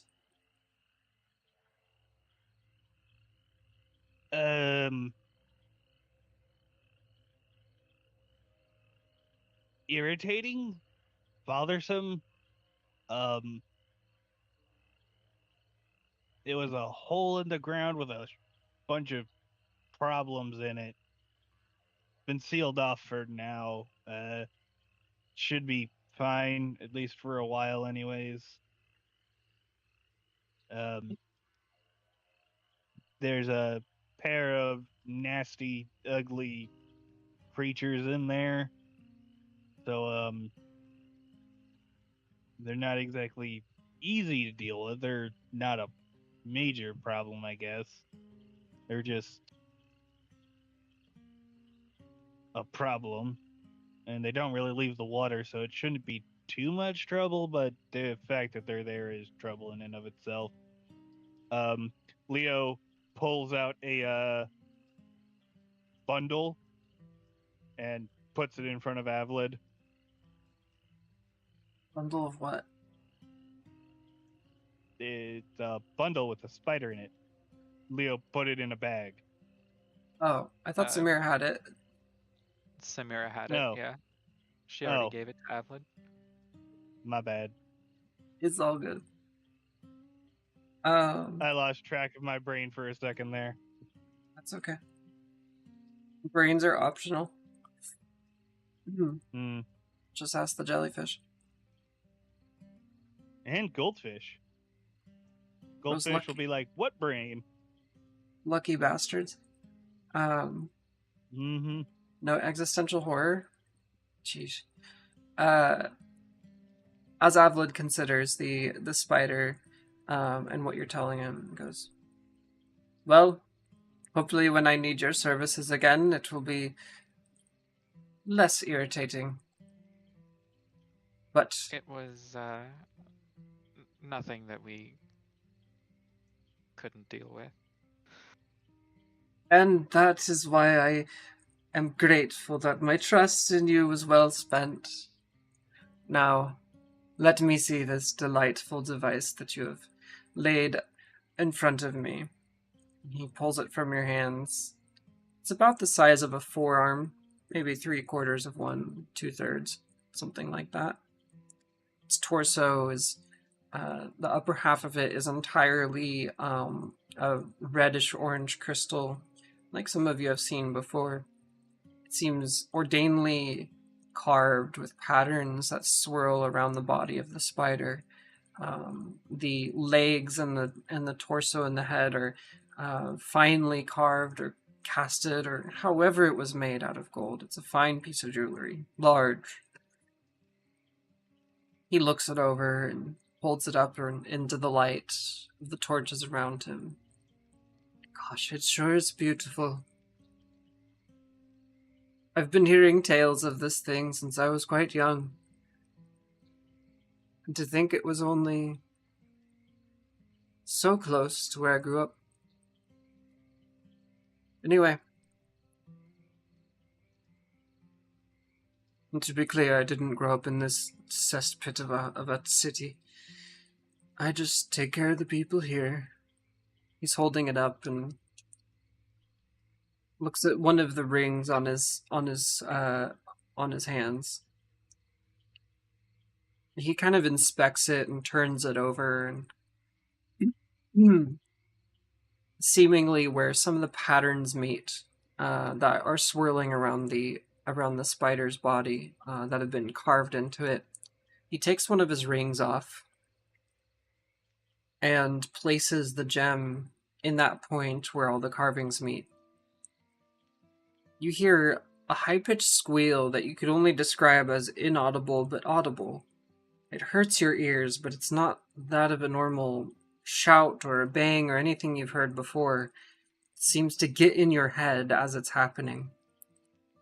The ring inserts itself into the bottom half of the abdomen of the spider. Pulsing energy flows along the carved lines and turns around and begins feeding into the crystal on the other side on the top side of the spider. Oh, this is marvelous. As he turns it over, I'm so glad this worked. Be mindful. I'm not sure exactly what this will do, but I'm pretty sure what it will do. That's the adventure of mystery, isn't it? As you watch as this, oh, go ahead. You're gonna say something. Oh, he was just gonna agree with him. That's all. Oh, for sure. As this happened, the spider's legs begin moving and twitching and curling, and almost like doing stretches as if it has been asleep for a very long time. Its body begins moving around, and you hear noises from it, but not language or speech or anything like that. Sort of a chittering that's happening. As it looks around, looks at Avled, looks at his finger where the ring once was, and then crawls onto his shoulder, up his arm, and all around. He looks around the room and then freezes. I need to take a second to look at a note. Just a moment.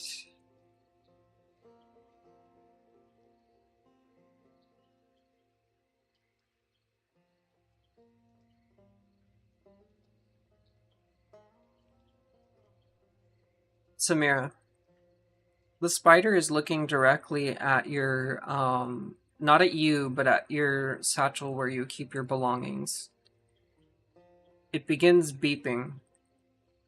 A high-pitched, repeating sound, much like a bird, begins filling the long hall as you all are standing there. And the spider begins to crawl off of Avlad's shoulder and down onto the ground. It starts scurrying towards you. Do you react?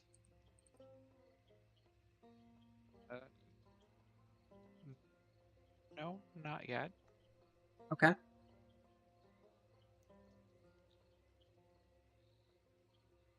The spider begins, once it's at your feet, it looks up at you, and then over to where you keep your things and starts heading towards it, crawling into, I imagine you have some sort of, shoulder bag or something like that. Yeah. And it crawls into it, and begins rummaging around. Rations and knives and other things that you keep within your pack begin spilling out onto the floor as it throws things out. Suddenly, the beeping that you're hearing begins slowing down and becoming a more calm and cool tone. The spider crawls out of your satchel, looks up at you, and is holding in its mouth, in its little grubby talons, the rope that came with you from the dream into the real world. A small chunk of rope that has left a permanent mark in your palm. You do anything? No, it's just holding the rope. Yep, I'm looking up at you expectantly. I guess Samira will reach out her hand. sort of she's not sure what's going on, but as if it was like a dog who had brought her something to play, like a stick Yeah, to throw. She'll kind of hold out her hand. that's the vibe, definitely. Um, the spider considers this and then looks at the rope that it's holding. You can see its 8 little eyes just kind of moving around. They're pretty noticeable when they move. Um, and it begins chewing and consuming. And for a moment, it doesn't take long, but you watch as this spider begins chewing through the rope that it took from your bag that you obtained in the immaterial plane. In some sort of dream realm or place, you're not sure where it's from, but it's not from here. The spider begins eating and eating and greedily beeping and bouncing as it chews on this. A few moments pass. Avled is just watching with fascination as this is happening. A few moments pass, and the spider lets out a tiny, audible but raspy burp. Kind of reminds you of a small baby or something like that, a greedy one. Um, After a moment, the spider begins walking around the fire in the building, scurrying around your feet, and it slows down, makes its way over to Avled, and then sits down on the ground in front of you, or lays down. Out of where it would normally weave a web, it begins weaving some sort of thick pattern onto the ground in front of you. There's a small carpet on the small rug on the gravel there. And you watch as these intricate patterns begin interweaving, and the spider's just kind of like walking around on the carpet, much like a dog would when it's scooting, but hovering and like sort of laying this down. Some time comes, and what you see looks like a bit of lace, a veil, perhaps something you might put on the edge of a of a table or a countertop to make something look nice. Something you might see in an elderly woman's home or something like that. Once it's finished with one, it does another, and then another. After some time, it has produced 4 seemingly identical pieces of lace that is laying on the carpet in front of you, just neatly. The spider beeps affirmatively and proudly, looks up at you, nods its whole body, and walks back over to Avled and crawls up his arm and sits on his shoulder, just observing the room. Samira will pick up the one of the lace constructions. You pick it up, and it feels like a nice silk cloth. It's not wet, gross, or sticky in any way. It's slightly stretchy when you pull on it.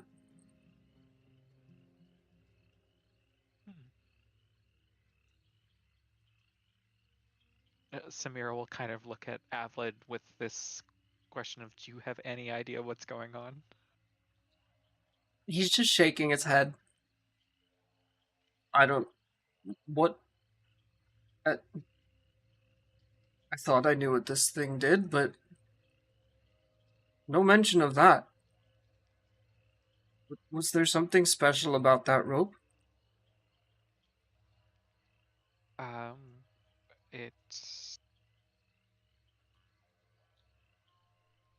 This is going to sound strange, but it came from a dream.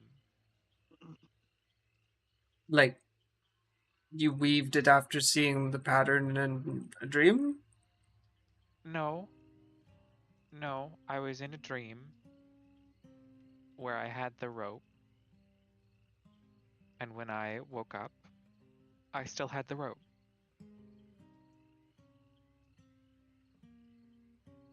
Ma'am, I have no idea what you're referring to, but I will have to trust that what you say is true. It's very odd indeed. If I knew any better way to explain it, I would be thrilled to do so. There You are some things I brought wish I a could rope bring out from a of that? dream. And Samira will show the mark that was left on her hand too. What Leo. was Samira's mark? So Samir's mark was the rope that was burned into her hand. It was what was holding on to you in the dream as you exited. And it snapped once you left, essentially.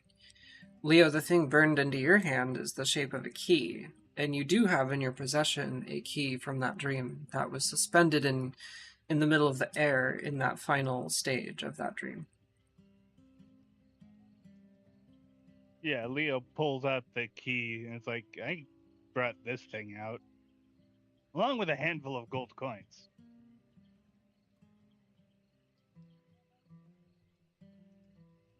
And so now I meet two people that have brought things from dreams. Well, it was the same dream. I was there with her, or she was there with me. Hard to say, honestly. It was certainly a weird experience. I had my arm back, which was the weirdest thing. Did you both remember the dream exactly the same way? It does seem to have been a shared experience. I'm curious. He Samira looks. will collect up the rest of the lace constructs and also the things that were discarded out of her bag. It did make quite a mess.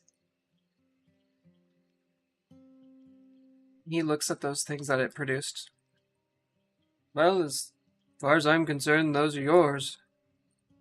I will tell you what I do know about this fantastic device. As you know, we share a common enemy known as the Cult of the Old Ones, and they have vast access to a highly annoying feature magical infused invisibility through rings. The reason why I sought this out was I heard rumors and legends long ago that such devices like this little fella existed in another time for other purposes, as guard dogs and that which would keep someone alive from such a foe. And as my operations expand, and might I say we are doing well for ourselves, and we do feed many hungry people, including myself, I am becoming a bigger target for the cult. So, I sought this ancient thing out. Unfortunately, either it's not working or we don't have any cultists in this room with us at all. Otherwise, it would be making a fuss and letting me know exactly where it is. Perhaps that little thing it made is So part of it. it can find them then?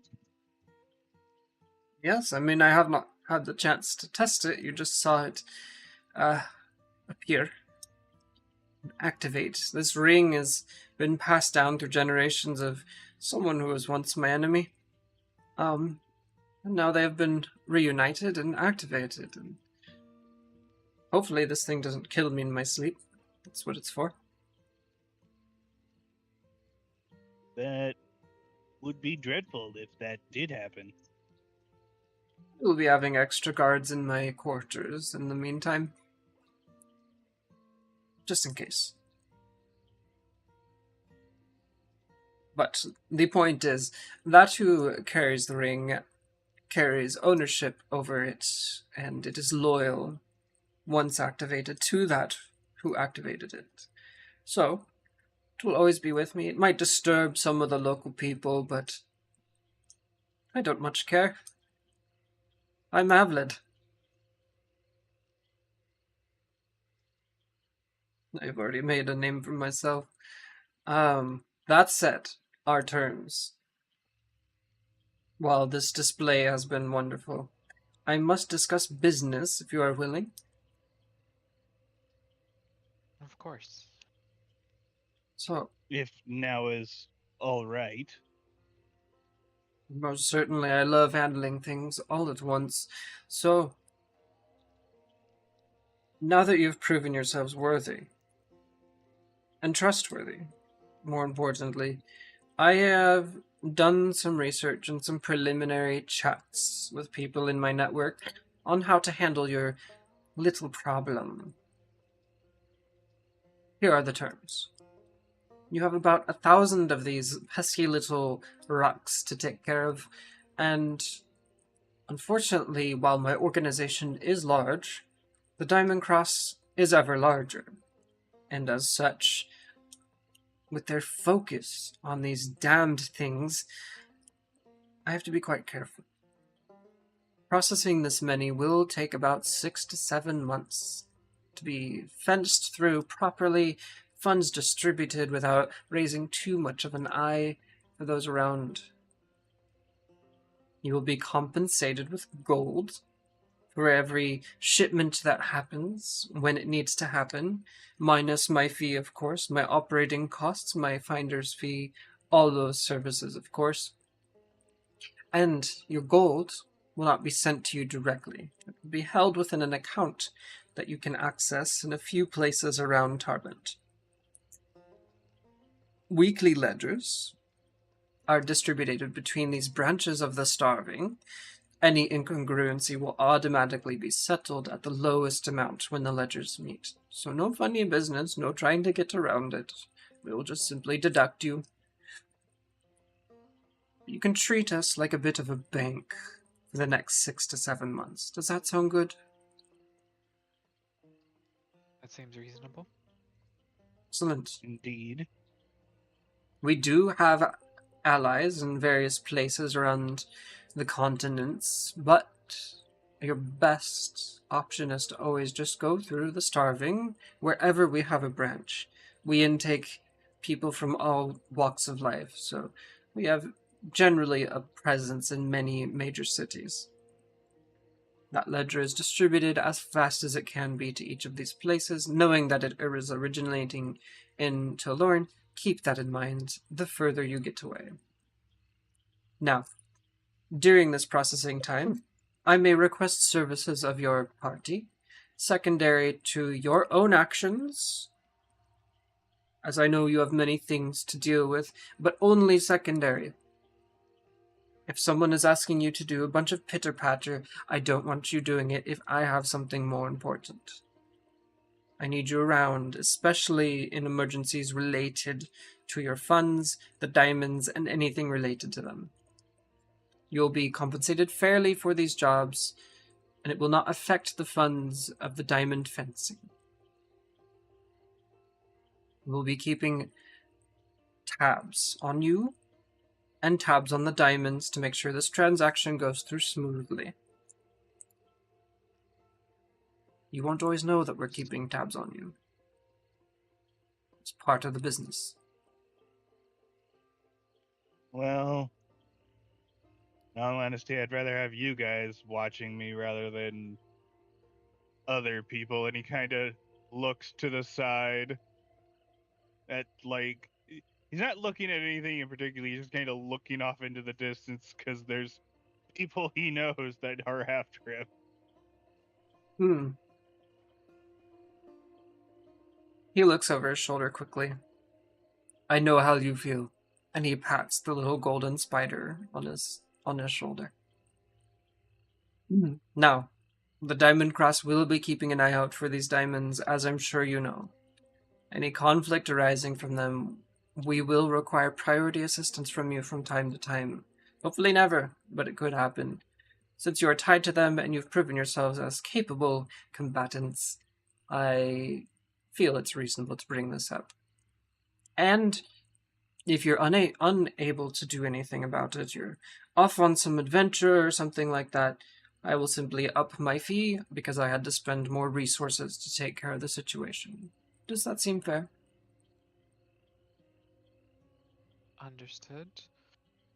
I would, on the note of the Diamond Cross, I would mention I heard some talk of them when we were in Northton. They may be operating in the area. Oh, certainly. They have a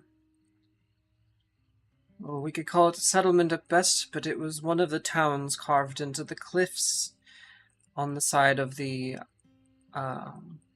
of the Oblash River, about a day's ride west from Northton. Most locals know to just avoid the area and go around. There are plenty of roads deeper into the woods that can go around, but they have a presence there.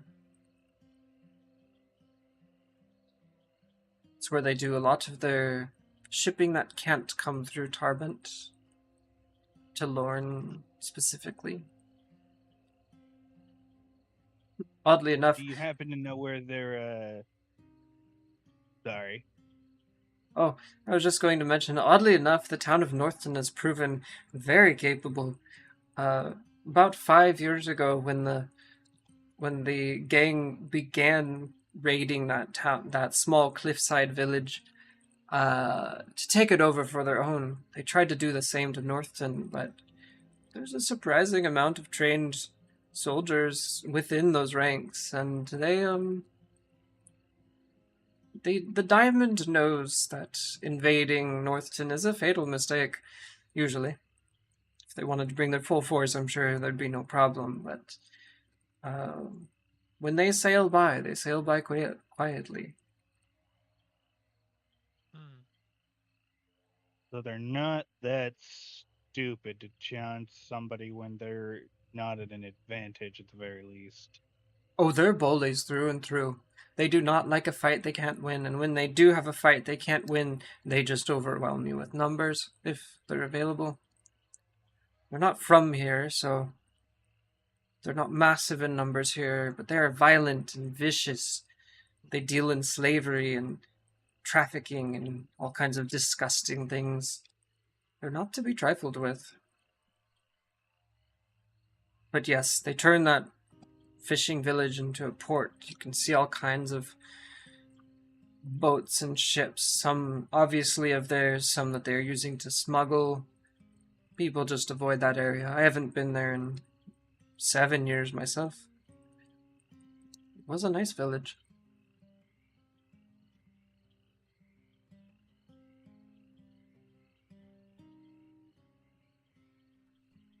You were asking something earlier. I did not mean to interrupt you. Oh no, I interrupted you. If anything, I was just curious if you had any idea about their main headquarters, main base, the main place they seem to come out of, very least. Oh, it's Bozzy, I'm 99% sure. It's very southward. It's a long, long sail away from here. It's a less an island, more like a piece of land. Not quite a large piece of land, but it's not small like an island. It's hard to describe. But from what I understand, it's south of where you come from. Huh. So they come from the south. Very What south. the It's heck are cold. they doing all? What the heck are they Volcanoes. doing all the way up here then? Empires Cold grow. and volcanoes? Yes. Yes. Active volcanic action down there. It's always very ashy. I've only heard about the place. I've never been myself, but I do know some people who have been. Jeez, now that sounds like another nightmare. It is. Most people who are born there do endeavor to leave whenever they can. Otherwise, they do fall into misery and the cold, and now the threat of the gang that has become incredibly powerful over the past few decades.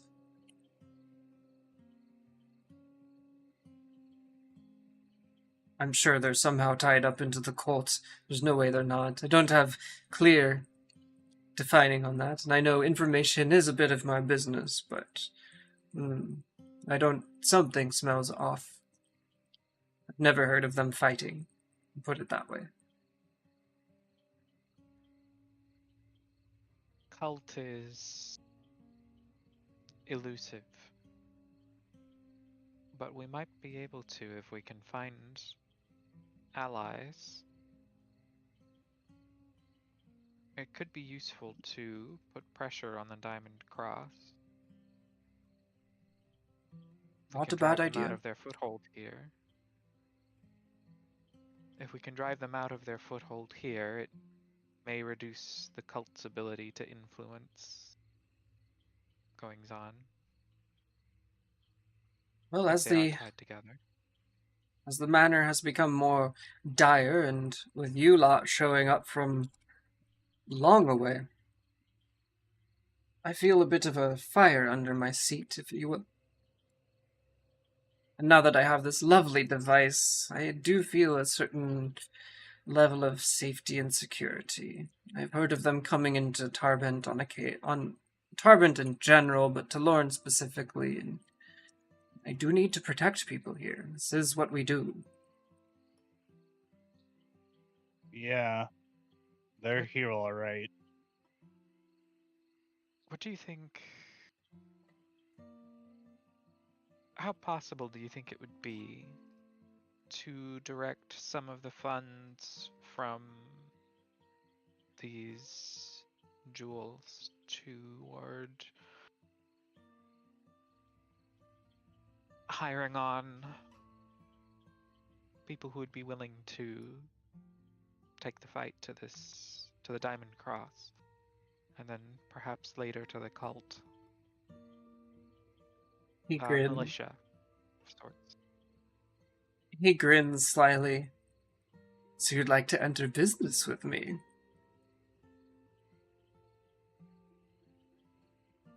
I think Not it just would be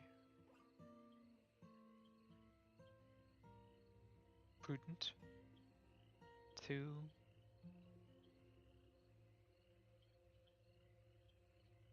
find such allies. I don't think that I could, let's say, hire on my own for your purposes, as we are a much more defensive organization than what you are thinking. However, I do know people, and I know people who know people. And I certainly could make some things move if you would like to spend your vast wealth on such things. I see no problem with this. I never asked I what you think wanted to spend it on, but I am happy to collaborate if there's something I can facilitate even further. I think a problem like the Diamond Cross may require something of an army.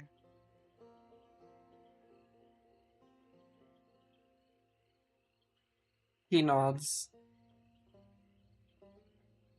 Have you led any sort of militia or army? I just need to gather what kind of expertise I need to acquire for you.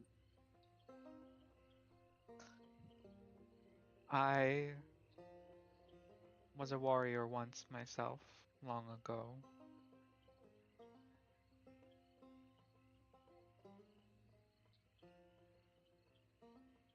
Someone with experience, though, would be more recent experience leading soldiers would be helpful if such a person can be found. Aside from these mercenaries, is there anything else you'd like to spend it on that I might be able to assist you in? I do know many things, many people. We may need to find a more permanent base of operations, especially if we are going to besiege the Diamond Cross. Wealth you're looking at, you could start a whole town if you wanted. I'm thinking a smaller fortification, but somewhere we could house this militia. potentially, and prepare, and if needed, even defend this city in particular from counterattack. Are you looking to add on to the city, or acquire a building or two, or somewhere nearby, or a boat that sits in the harbor? There are many ways to go about this. Do you have thoughts, Leo?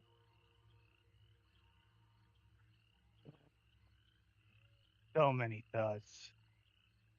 Unfortunately, none of them would actively be helpful in this scenario. All I know is what I've seen, and I can tell you what I've seen is horrifying.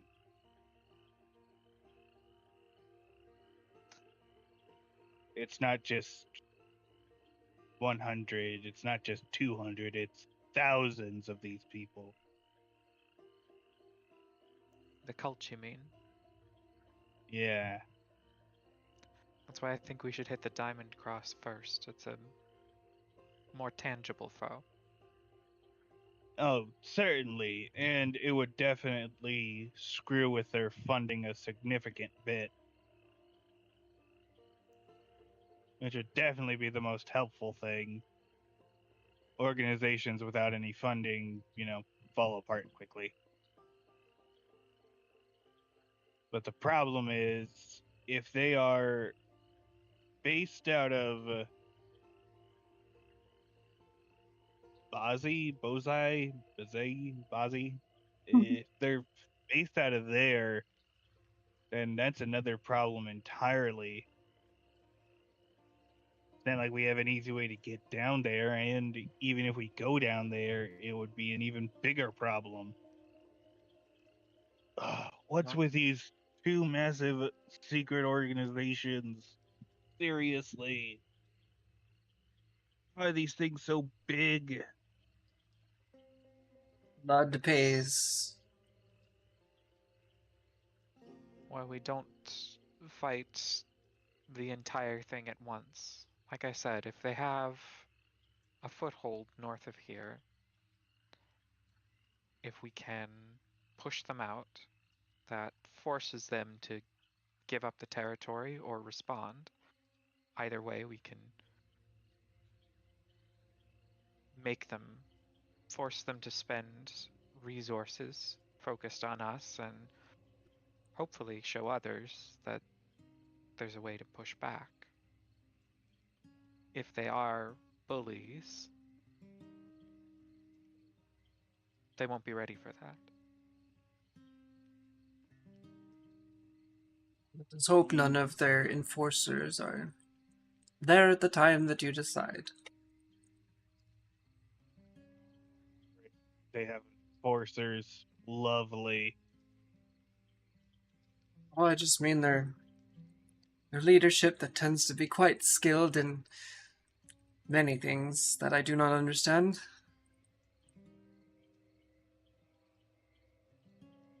Why I think we should construct ourselves something of an army.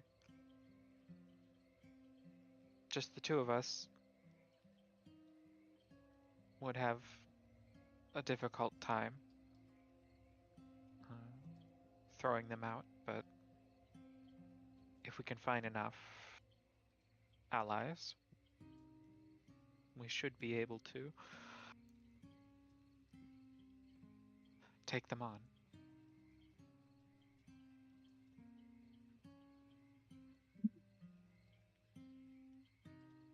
I'll tell you what, my friends.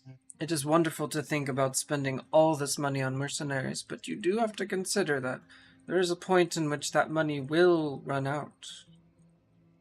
5 million gold is a Also, lot of money, although you'll probably earn closer to 4 after all the fees and whatnot, but still, it is a there's lot of gold. also another problem. Yes. If it's mercenaries, then they can just take a higher payment from somebody else. See, We what you need need is loyalty. We need people who have reason to hate the Diamond Cross. That shouldn't be too hard to find.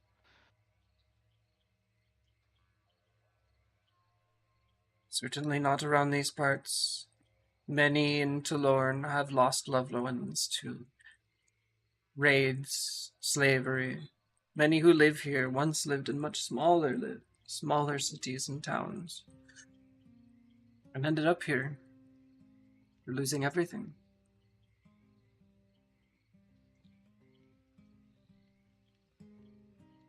So I'm sure you will find people who have a particular burning passion against Diamond Cross. Mm. I'll tell you what, the starving are doing quite well. We are well fed despite our name. What I would say is we can turn some of our recruitment activities towards you, to finding people that, instead of pointing them towards our ranks, where our bunks are full and our bellies are full and the children are happy, if someone is still seeking a life like that, if you come up with something that sounds enticing to these people and gives them a sense of purpose, I'm sure I could point them as a referral to your organization, whatever you end up calling it. You could call it a militia, an army, a business. It should have a cool name. We all love a cool name. But be a little option when someone comes to a branch of the starving looking for work. I think in the meantime, we'll need a fortress of some kind.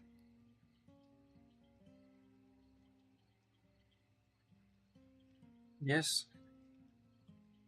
We may have to look into a It sh- loan situation, especially because this money will not be ready for you immediately. However, given the first transaction should get you quite a few thousand, so maybe I can pull some strings and make the first transaction a little heftier in order to facilitate the furnishing of whatever you decide to purchase. Or I think if we were to furnish a fortress to the north of the city, perhaps not quite so far as Northton, but between the two. That's an idea. I have another question. Oh. Do you happen to know of any other locations where the Diamond Cross seems to come and go from frequently? not locally.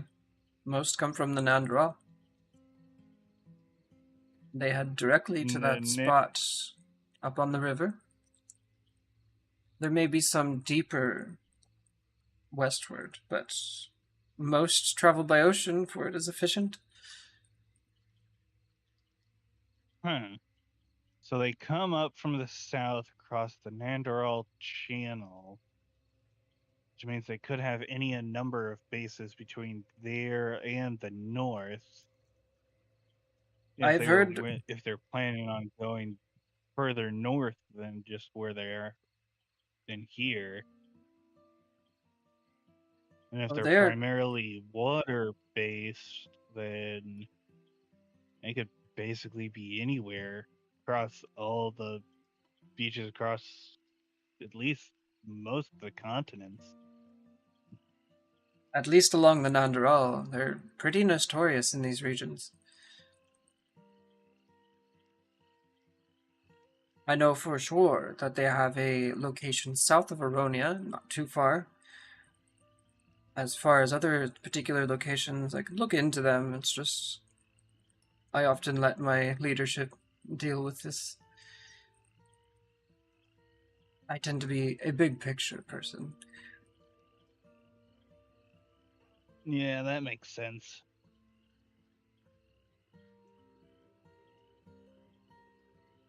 However, if you are looking to avoid a particular area that is common with them, I could run it by those who I know in order to make sure that you do not build in an area that could be seen as Diamond Cross territory. I was thinking we could take the Diamond Cross's territory for ourselves, in all honesty. If you want that heat, I would suggest laying low for at least 6 to 7 months as far as that goes. I think starting Unfortunately,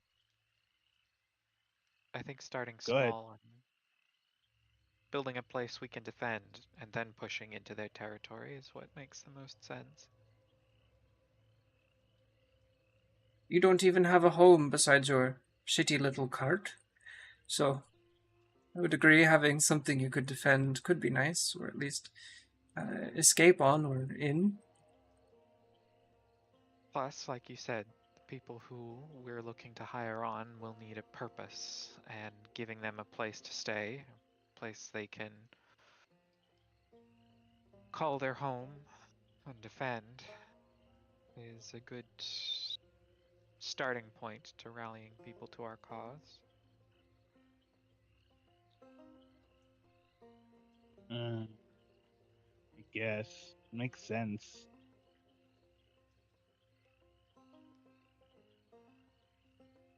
Well, this is not something we all have to decide tonight, but I love where this conversation is going, and of course, this means I will be bringing more funds into the starving through our transactions, but with the aim of a mutually beneficial relationship, of course. Of course. I think Of course. even beyond these diamonds, there is opportunity for us to aid each other. As you said, diamonds will only go so far. We'll need to build up other means to support this army of ours. There are many ways to do it. You could become brewers of great alcohol. You could provide services to people around the city that need it. Perhaps transport, smuggling, if you like, to be a little dirty, depending on what region you're traveling to. All Don't kinds of imagine, options. once we have the power for it, I don't imagine taking everything the Diamond Cross tried to bring into the region is a terribly bad idea. There's a reason why they're in that cliffside village. It's highly defensible. It's difficult to get in there. You could take that. It would be quite a good fortress.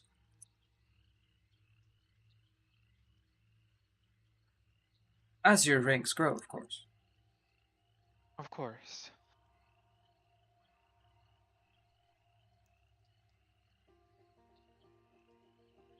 It's much to think about.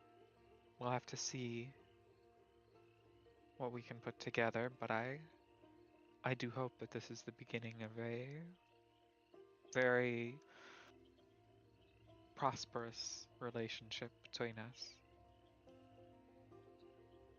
He nods his head. I hope so as well.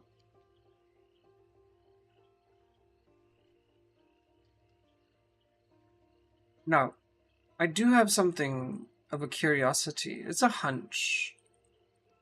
But do either of you have one of those rings from the cult? Leo pulls up. He actually has a couple of these things, doesn't he? I think I so. got like 3 of them. I know you have more than one.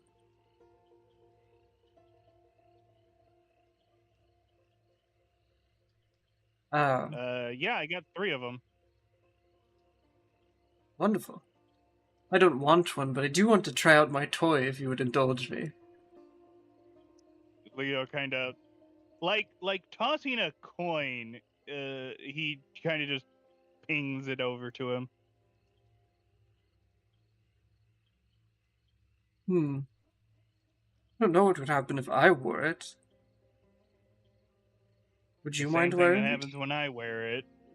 No, And and he just kind of spins the ring and he just turns invisible. as soon as you do that, the spider on his shoulder begins making a high pitched wailing and like almost a klaxon of sorts. I'm not gonna try and make the noise. Immediately turns it off. Um, it was staring right at you, and with two of its front feet, it was pointed directly at you. As it was making this noise, the gem was pulsing, and this, of course, doesn't last very long because you take it off right away. But as that was happening, a conjuring uh, began forming over Avlad's face. It seemed to be an outline around his peripheral vision, and you could see dots in his vision that was drawing a red outline around your body. Only Avlad could really see this and perceive what it was doing, but I'm describing it to you for expedience. Um, as soon as you take the ring off, the spider calms down and curls back up on his shoulder. That was fascinating. I'm glad it didn't kill you. I wasn't sure if it would. That was honestly scary as hell, and I apologize for doing that. I probably woke up the whole compound, those poor children.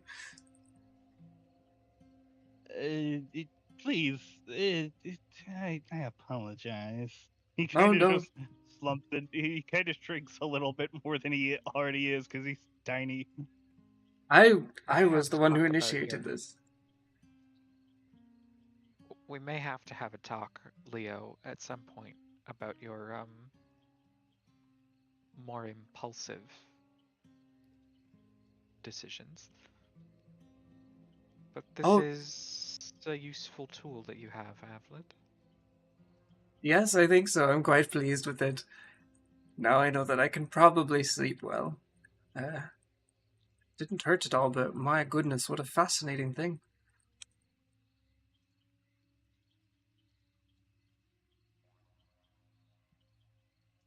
He holds out the invisible ring that you tossed him back to you, Leo. Here, I didn't mean to keep this. Oh, I was just gonna let you keep it. In all honesty, Oh, it could be useful. Appreciate that. yeah, sure. Keep one.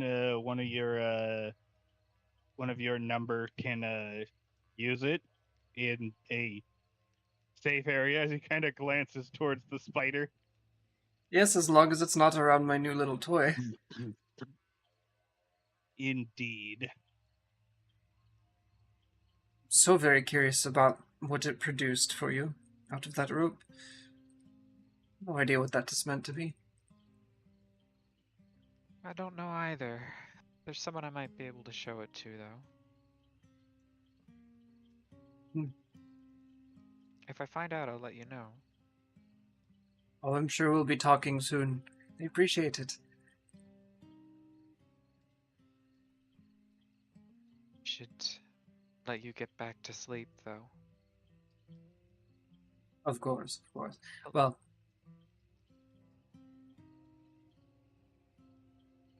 You'll sleep a little sounder with that friend of yours. certainly hope so. And you as well, now that your travels are over and money is inbound to you soon. I know that there are some houses for sale in town if you are interested. Um, I know there's a few boards posted around the city of people to go talk to purchase a home if you're interested in that for temporary situations. I'm sure it won't cost that much given your newfound wealth. However, I could find something in particular if you're looking for something more specific. I won't know right this moment, but do let me know. I think it would be wise to obscure our newfound wealth for the time. Just a place where we can settle comfortably for the time. Boarding house, if you have one. Something that might be affordable to the adventurous type. Well, a shack of sorts. I know there are many that are boarded up and vacant around here. People come and go all the time. I don't own any myself. It's not the business I am in. Certified, not a landlord.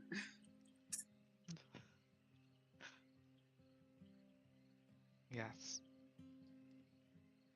Just something small, inconspicuous. We can put the bulk of our wealth toward these plans that we have and keep it quiet in the meantime. If you'd like, I could send an envoy, one of my white gloves, to go visit you. Perhaps guide you around the city, if you'd like, to find a home like this. I can have them dress like a commoner, so they're not obviously of the starving. I suppose that's up to you. If you'd rather us be seen as working with you, doesn't bother me, but if you'd rather obscure our relationship for now, that makes sense. I think in these early stages, I would like to obscure it for both our safety. I think that's wise. After all, you are both newcomers to this port of Tilorn and have been here for a decent amount of time, a few weeks at least, so it makes sense that you might want to settle down a little bit. I think so.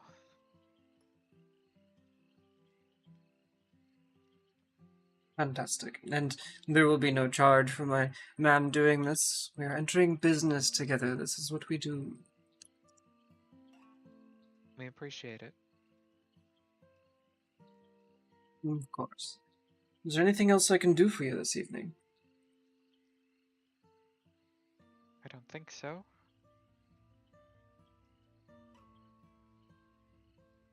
I It's bid been you a pleasure. farewell and good tidings then. You as well. He waves at you all as you begin exiting the long hall. If you manage to catch a glimpse as you're exiting the building, he pulls the spider off his shoulder and is just kind of holding it, looking at it with both hands. Sort of like a hamburger. Mm-hmm.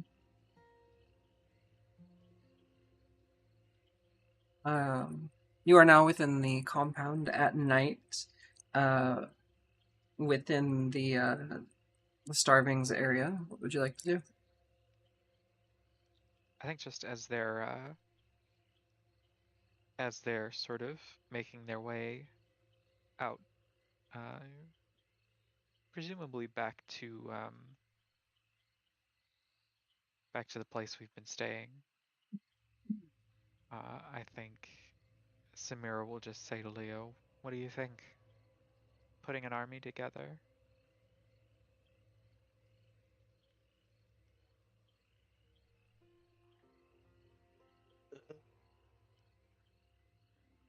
I don't know.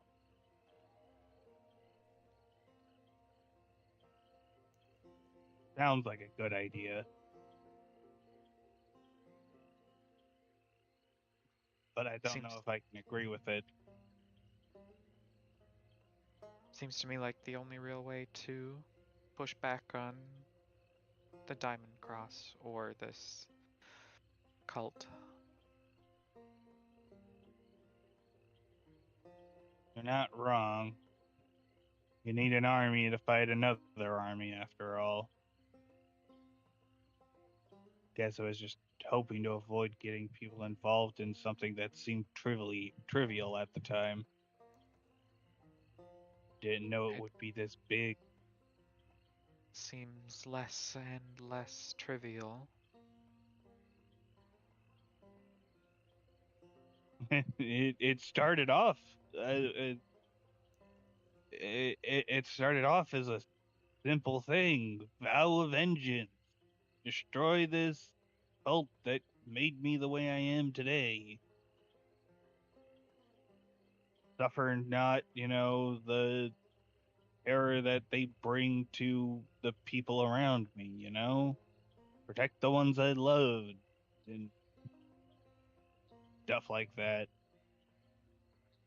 A vow of vengeance is a powerful thing and never simple.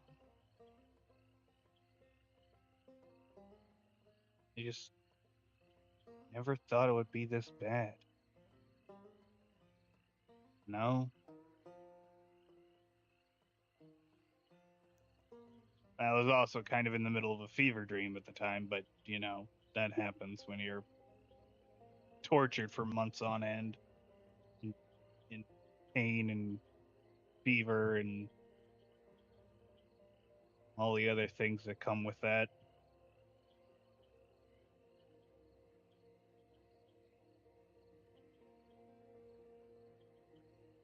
At first, it seemed like a minor thing. Hmm.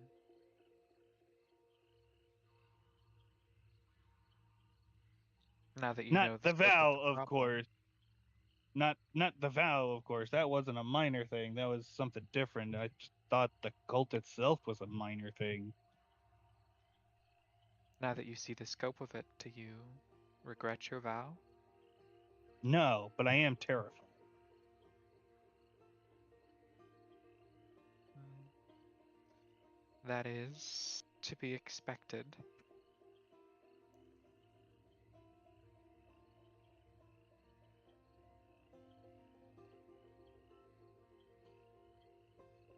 You weren't there at the time, so you wouldn't know what I saw, what I felt, that pressure, that single step I almost took.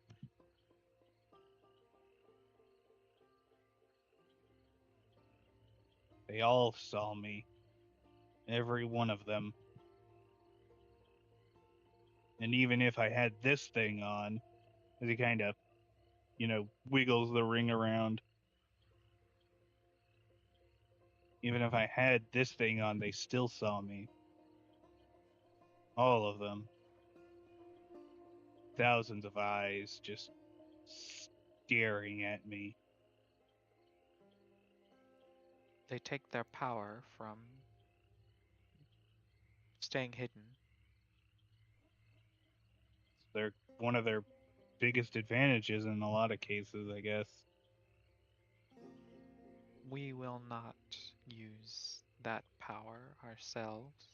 Maybe individually as it's needed, but with this army we're building, they'll know we're coming. They already do. They've known for a while that they knew long before I ever vowed that I would be coming for them, that I was coming for them.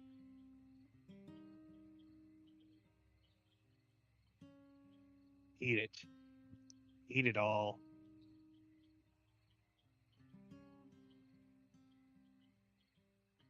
Feels like I'm being pushed in a direction that I never wanted to go.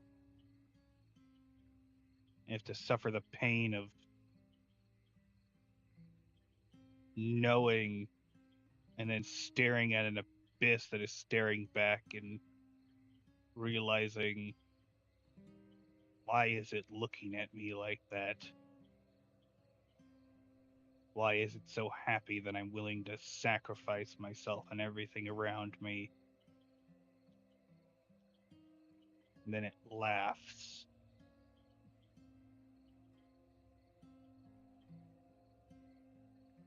As if the question all along was never why, but when.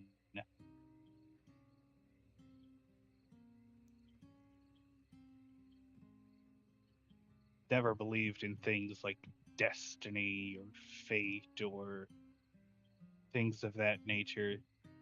They never suited where I grew up. It wasn't something that ever came up.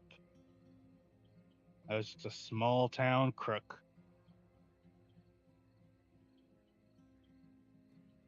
wanted to stay a small town crook. Now I have a choice. I go out and build an army. I run back into the woods and hope that they don't find me. Is that what you want? To run back into the woods? Hell no. Love the woods. The woods are my second home. I Snowfall in Baclamel is a glorious thing. Smell of trees. I'm sure you'd love to return home, but that's not what I meant. What I meant was, is it what you want to run away from this?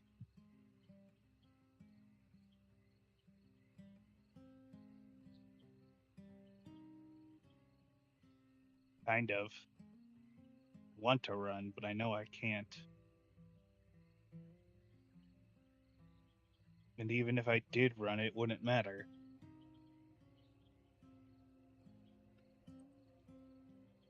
Either I would go out to find them one day, or they would come to find me.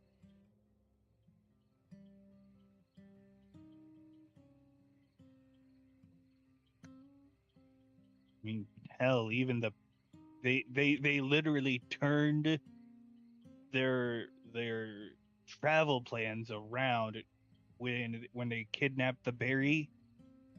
When they kidnapped him, they turned around and came back just to spite me. Just to prove that they knew.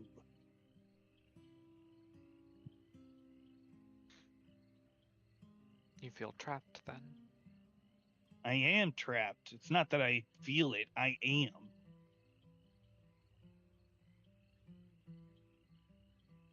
Not making any judgment, just asking. No, that wasn't towards you. That frustration wasn't towards you. Sorry. Been taking a lot out on you lately, and I apologize for that. It's fine, Leo. I only want you to sit and think for a moment.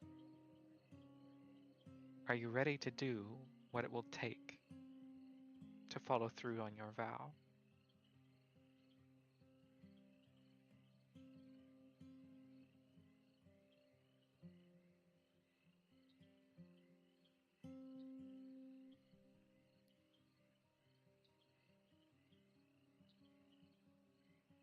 Uh, couldn't even begin to say. It's not a question you have to answer tonight, but you should think about it.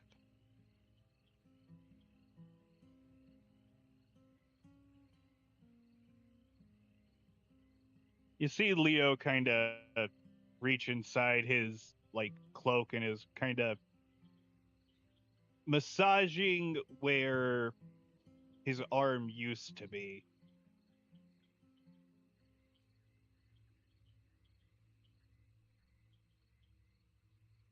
They took a lot from me. They did. Physically, anyways.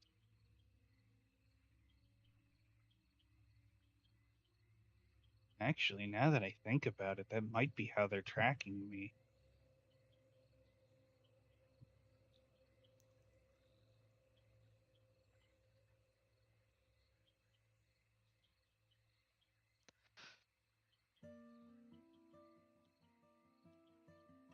It only makes sense, anyways.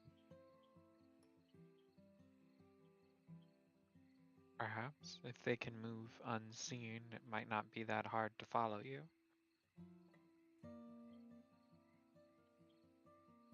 Though they weren't in the room with us when we visited Avlid. We can be reasonably certain of that. Yeah, but that doesn't mean they're not looking at us right now. No?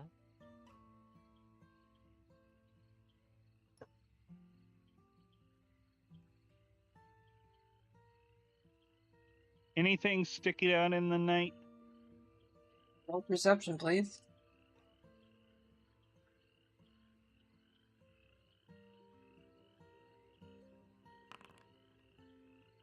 Yeah, 17. Not good enough, probably. Invisibility, no. But what you do notice is the sounds of a cat doing that rare thing they do when they're startled by something. Kind of off in the distance, behind you, some things fall into the street after the cat makes that noise. Eh.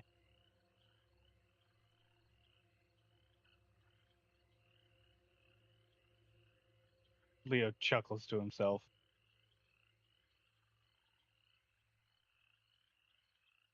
Could be just a cat hunting a mouse.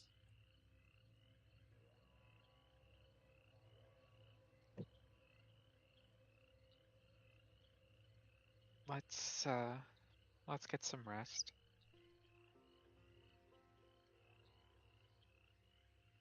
We can Yeah. think about whatever we're going to call this order we're putting together.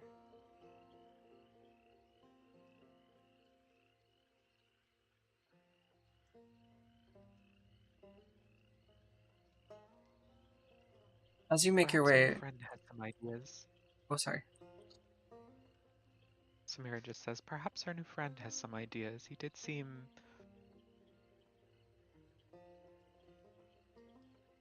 What's the word? Nostalgic for his time leading an army. Uh, he'd probably enjoy the idea. Actually, huh.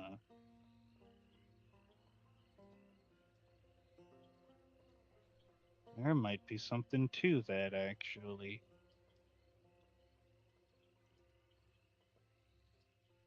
Hmm. Might be just a thought, but a stupid thought, but a thought nonetheless. What if we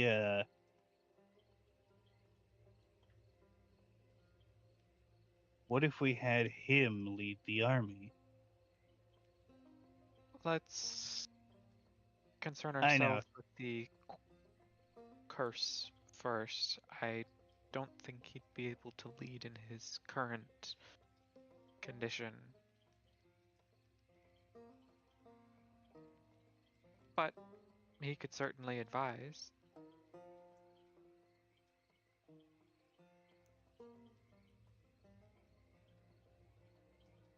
Well, yeah. If we managed to pull that curse off of him, he'd definitely probably be a useful person.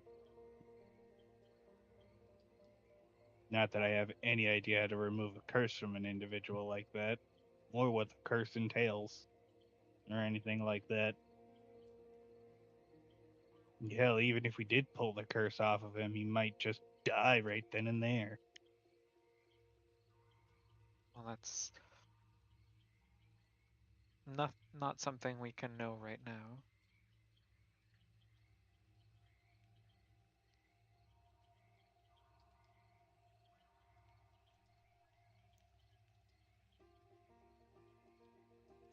But it's something to look into.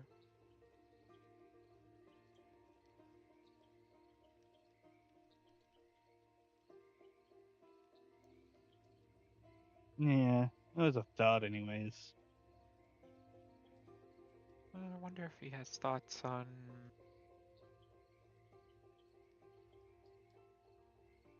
fortifications.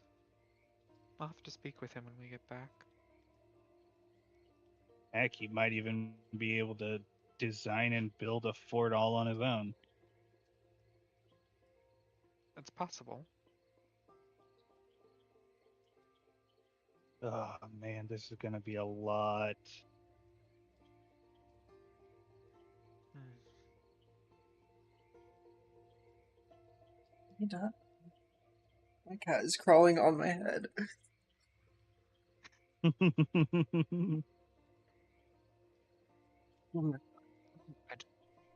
I don't think I could do it now, but with some time and maybe a little study, removing a curse might be possible.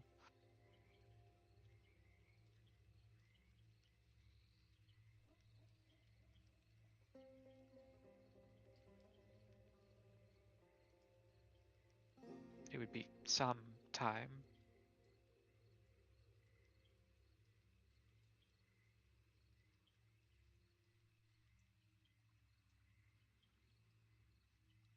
As you all have made A your Yeah. lot way of through, time.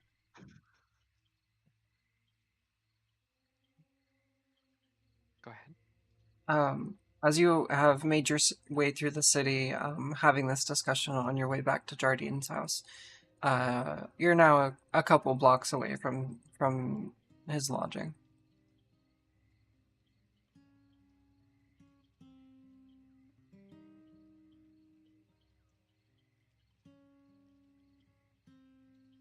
I think the closer we get, the Samira will sort of bring the talk of an army to an end. Just in case anybody's listening.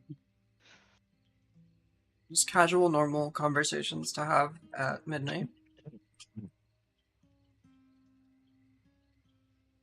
I mean, who hasn't thought about uh, building a fortress and starting an army at some point? Honestly, it's so slay.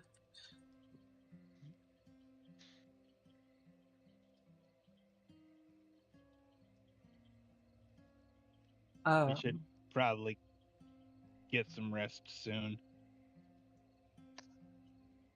Yes. Rest will be good.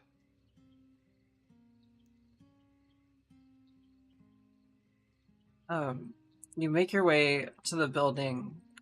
When you knock on the door, Crested lets you in. And unless there's anything else you'd like to do for the evening, you can pass it on to the morning.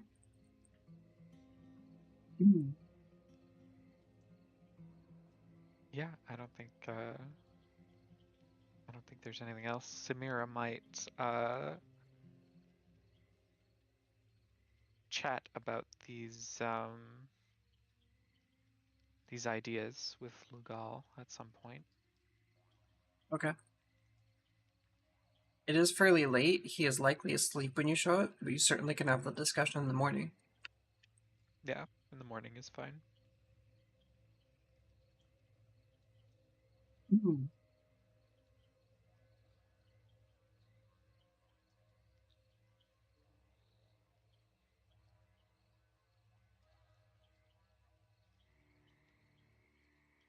All right. So the morning comes around. It's early, it's foggy, it's typical morning by the ocean.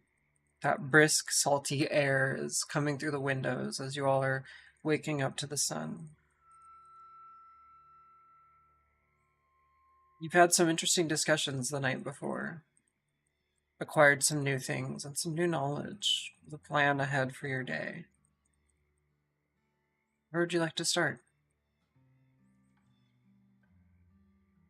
I think Samira will get up early and make a big breakfast so that they can all sit down together and discuss their plans.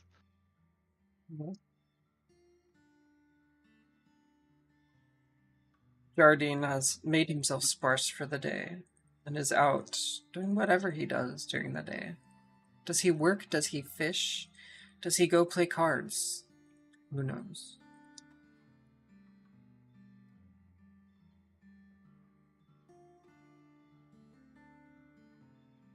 One day we're gonna learn about like a Kobold Zorro. Superhero. He creeps through the night and he goes before defeating his Okay. foe. Yeah. Kobolds are bigger in reality. Yeah. They're Never not doubt the small ones. yeah, exactly. Like kobolds are not completely incompetent. Many would like to lead to believe. Mm.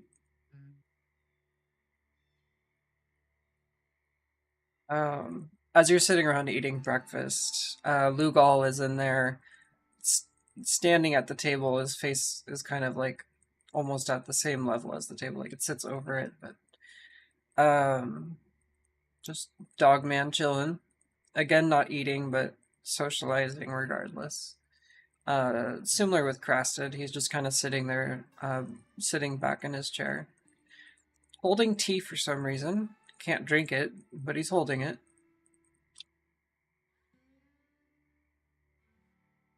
Samira will say, well, we work on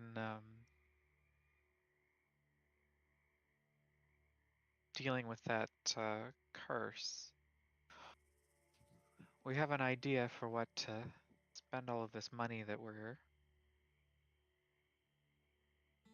working on getting.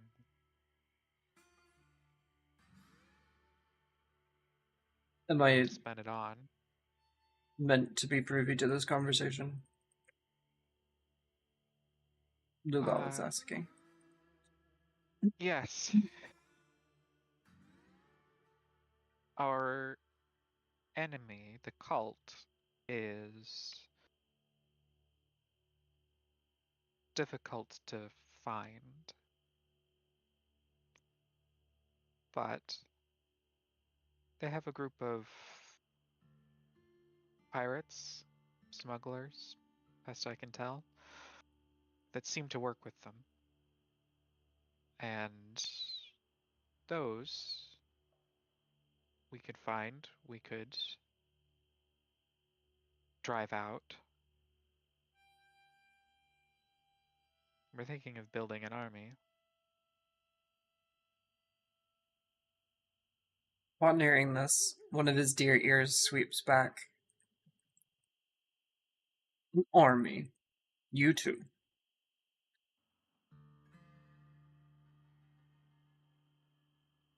Try not to seem too thrilled. Oh no, I'm all ears. I've seen armies raised, and it's not usually two vagabonds sitting in a kitchen.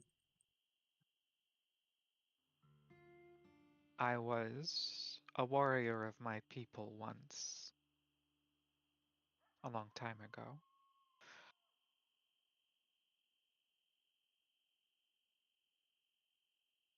He considers his words. Go on. It seems this Diamond Cross has made enough enemies. We can find people who are already driven to removing them and the cult's influence from the area. If we can establish a foothold here and push them out of theirs, we could effectively take the region, make the cult's movements difficult.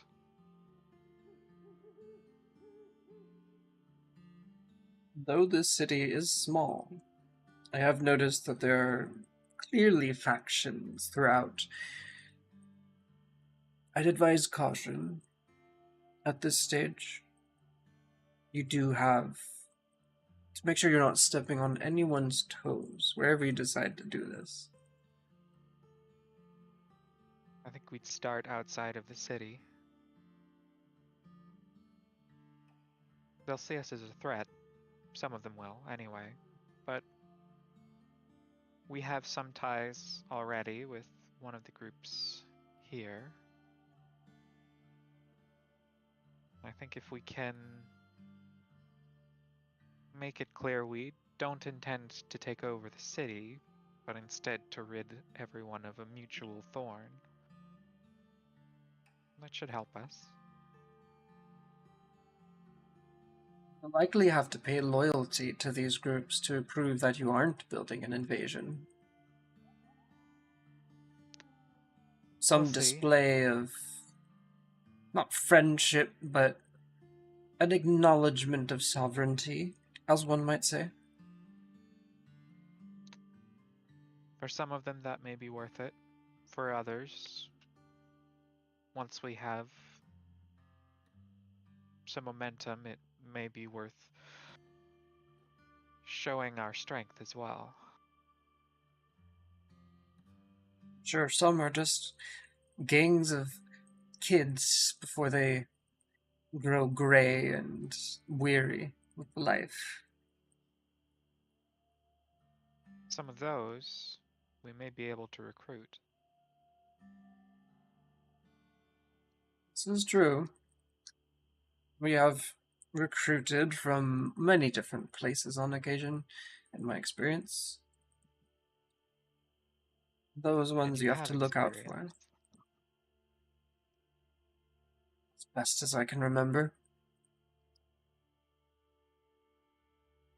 I think it would be good if you were to advise us on this.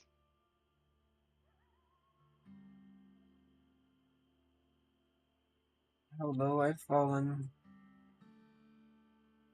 I will keep an eye on the situation. I'm not convinced I want to stay with you lot, but we'll see. There's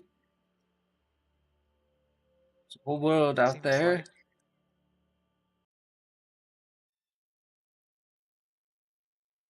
It seems like at the moment we're your best shot at getting to this cult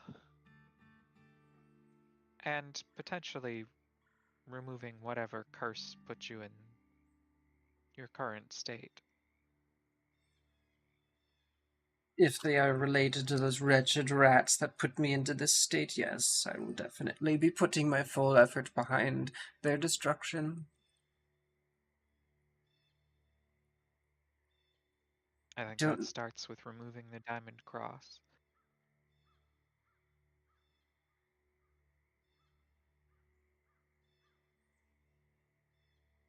Seeing as I have all the time in the world, I'm willing to give this a shot. But I do not promise loyalty, only transaction. At this moment, I barely know you. All I'm asking now is you offer your advice where you have it, and we'll keep looking for a way to return you to whatever form it was you had before.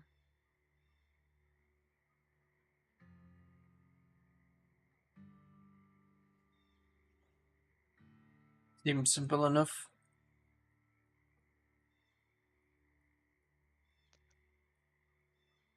Besides, if you truly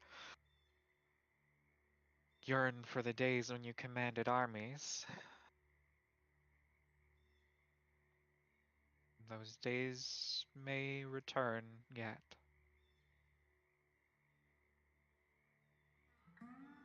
Small armies. Very It's a small. smaller world. Apparently so.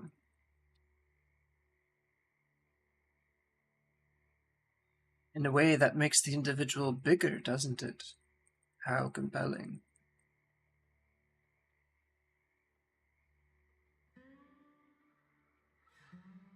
Do you know how many shoulders I had to step on and toes I had to smash to get where I am?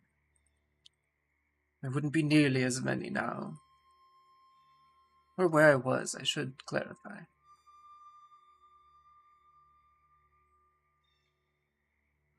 We will be taking a different approach. I don't know what world it was that you came up in, but I think for our purpose. We can bring people together with other means. There are people out there already who hunger for a chance to push back against the bullies that try to control them. I don't know how many people know of the cult directly, but they certainly feel its power. Oh, If we its can tendrils unite of them, pressures are very apparent as soon as I walked into this place. if we can unite those people, we'll have an army that's eager and loyal.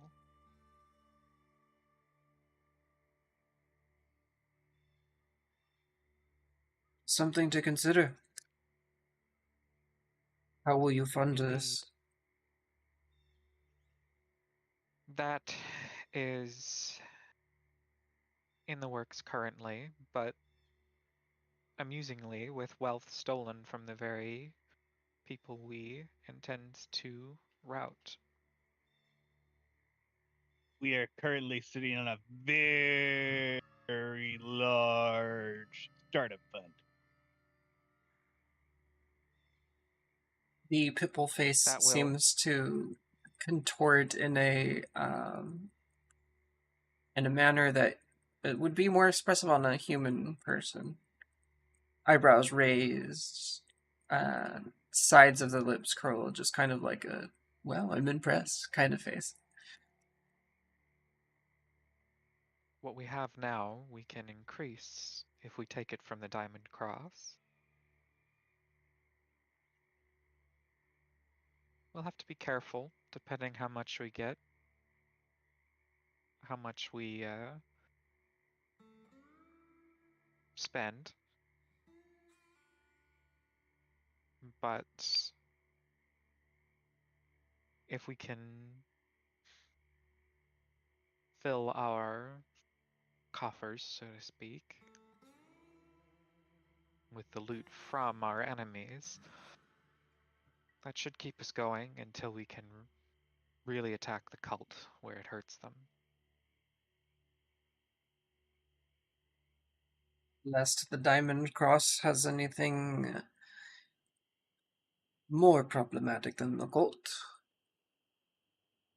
I don't know anything about either of these groups much, but from what I'm hearing, if you amassed a wealth, just you few, enough to start an army, they likely have vast reserves of wealth. I From think what I so. can understand, either the Diamond Cross is funding the cult or the cult is funding the Diamond Cross, or they're funding each other. I couldn't exactly say which is which, but I can say this much. The stockpiles that they're sitting on of money, if it is as everyone says it is, all in diamonds, and I what we currently have just sitting around for us is a fraction of what they have, then they're, I mean, the best thing to call them is friggin' loaded. Seriously. We'll need more than wealth, Defense? You will but need defense to face an enemy so well funded. we'll need a fortress. Yes, at the least. And an army.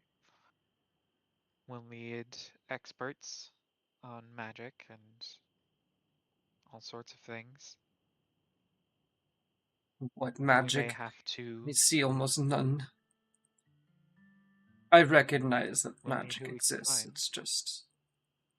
I am shocked at the state of the world. We'll need who we can find. There must be people out there studying, people who might be targets of the cult based on their research, perhaps, who might take Sensible. kindly to offers of protection.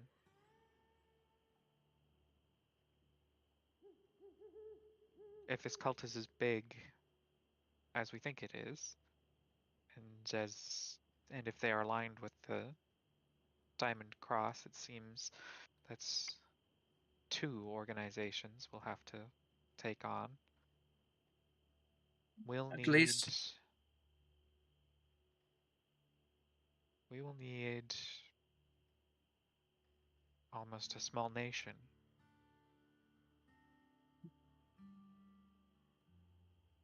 easily. So we have to start building it.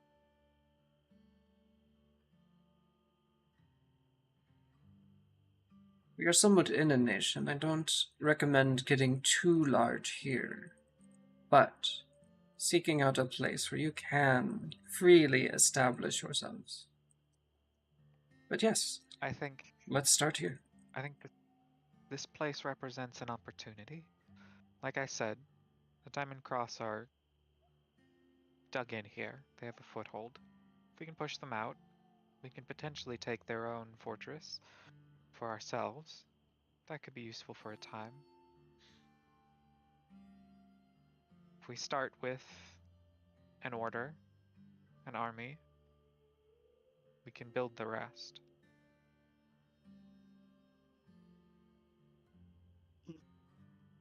They will need work, your soldiers. When they are not fighting, they need to be productive. Yes. Somehow, in a way that funds the operation. Whatever seed money you have is not going to last forever, but something that I recommend personally is something that would benefit the community and isn't more killing, more mercenary work, more guard work. Things that boost the morale and make people love you even. Notoriety I of see. the friendly sort.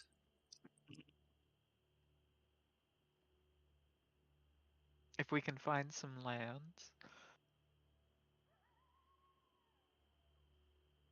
perhaps we could farm them, grow Yes. stock for beer. One must feed their army too. Exactly. Clothe them and educate them. An uneducated soldier is half a soldier, in my opinion. I think we agree on that. We'll need administrators, people who can manage the day-to-day.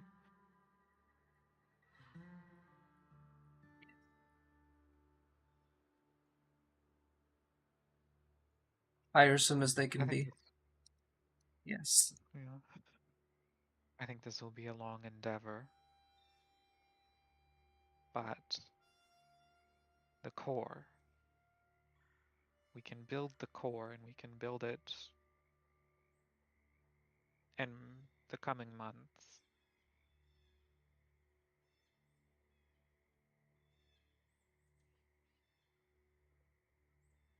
Sounds like progress. And a reasonable It's thing to spend wealth on, rather than lavish things. Ultimately have no use. I appreciate the gumption that you two have, at the very least. it comes from necessity. If this cult will be the death of us, we have to destroy them first.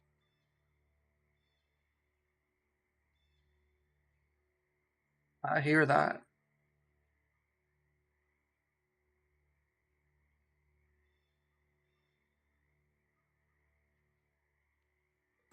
Well, it begins with making sure that our starting fund is in the right hands.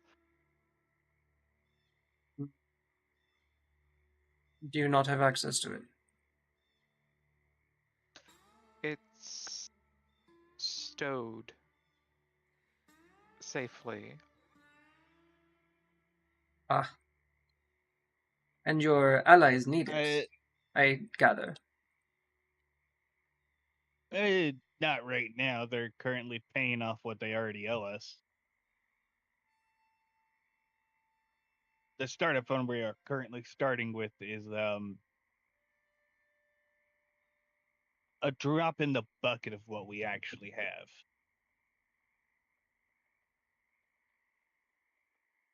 And Y- if what I have is a drop, if what we're starting with is a drop in the bucket, then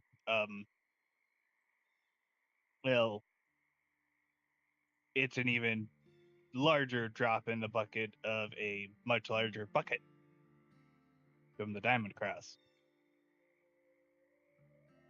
We don't need to destroy the Diamond Cross right away. If we can drive them out of the region, that gets us started. Well, where would you like to start? They have a place north of here. That'll be our first long-term objective. We build our army, push them out, take their fortifications. We continue to build from there. If we can afford ships, perhaps we can harass them at sea.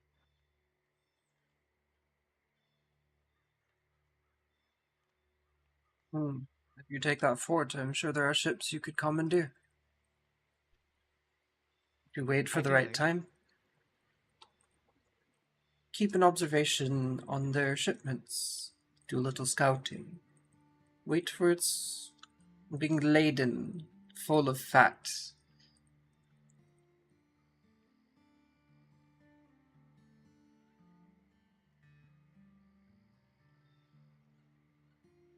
Hmm. that makes sense to Pirate me. the pirate. That's an interesting idea. Enough people and you can pirate anything. Well, yeah, that's true.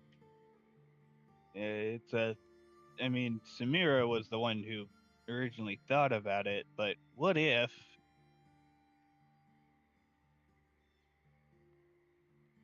What if we target them while they are at sea? That'll make them lose their footing up north. Need skilled At least sailors. temporarily. Yes, we would. We Appropriately, would need.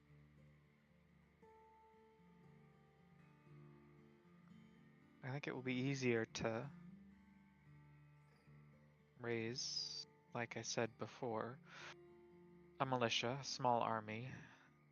And if we can surprise them, take their foothold on the land, it's going to jeopardize their entire piracy operation here.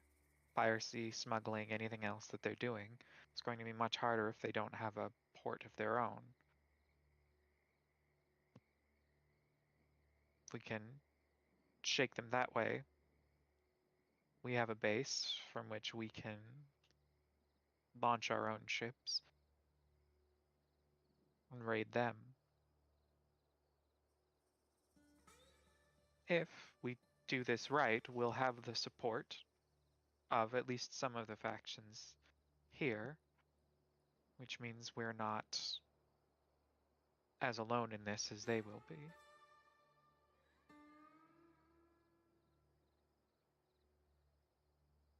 Build an army, build allies,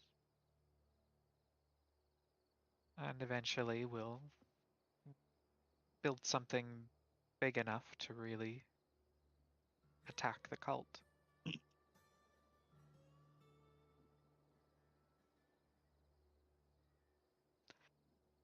That's why I asked Leo if you're willing to do what might be needed to fulfill your vow. Because I think sooner or later, what we're doing is we're going to war.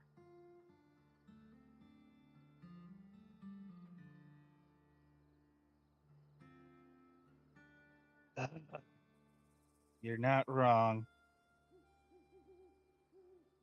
It's gonna take a long time, and I don't expect to see home for a while, I guess. Good thing I already sent a letter.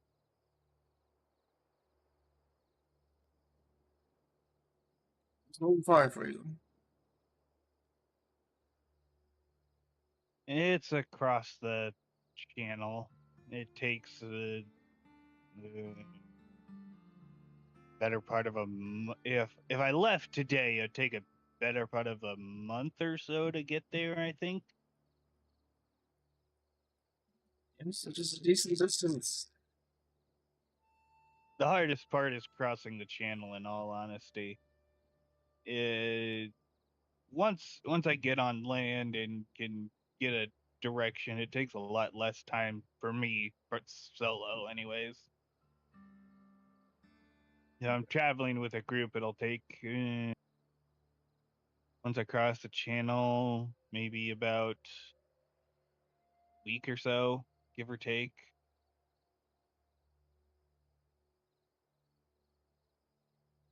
I think the town you are in is to start its plan goes. There could be many people from all kinds of places. Some desperate, some without cause. Just in my brief observations, I know towns like this.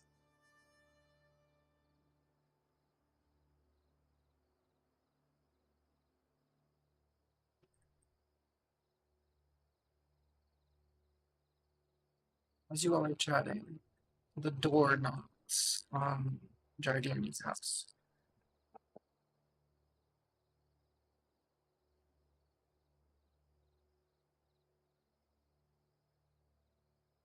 Samira Leo will. Huh? Leo will move to a kind of a shadowy side, just outside the door, like outside of the sight line. Samira will get up to go get the door.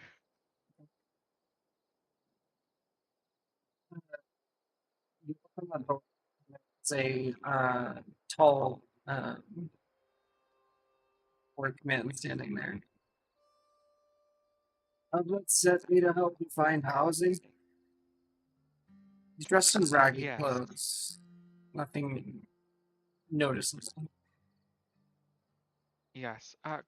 Come in for a moment. We're going to be a few minutes to before we're ready to leave. There's some food in here, if you're hungry.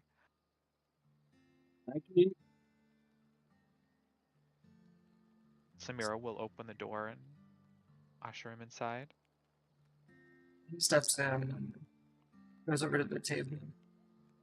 Upon seeing Lungal, he just kind of jumps back a little bit. Freaky dog you got. He's a creature from far away.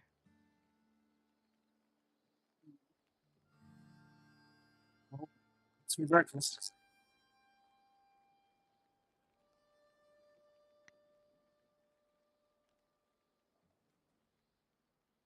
He goes over and starts dishing up whatever you have cooked. Sits down farthest away at the table from Loodle.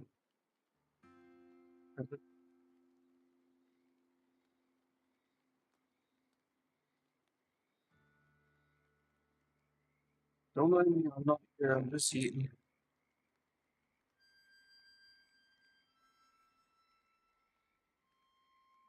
Leo, you stay in the shadows as the workman begins eating breakfast. No, he will pretend just to naturally walk out of the corner and just sit back at the table. He doesn't really acknowledge you as you sit down, just kind of looks up and looks back at his food. You're botting. Oh no. Well, well,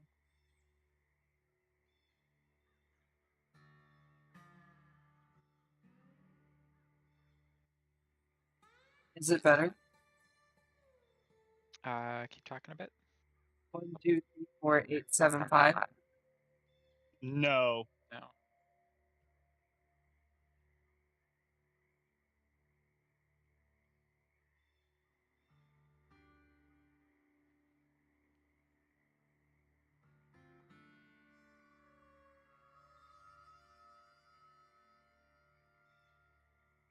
And how about now?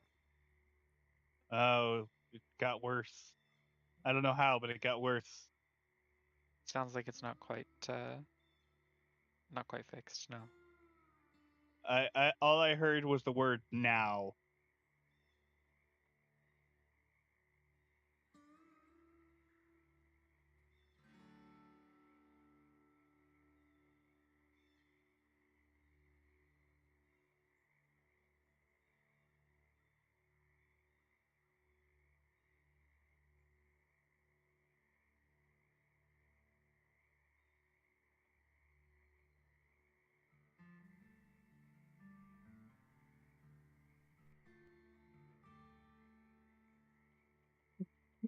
Hmm. Hello, hello, hello. How about now? Oh, Ah, that's better. there you are. Yay. Okay. Yeah.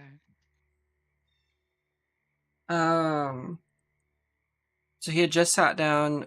Oh, Leo sat down, and then the orc didn't acknowledge. He just looked up and looked back down at his food.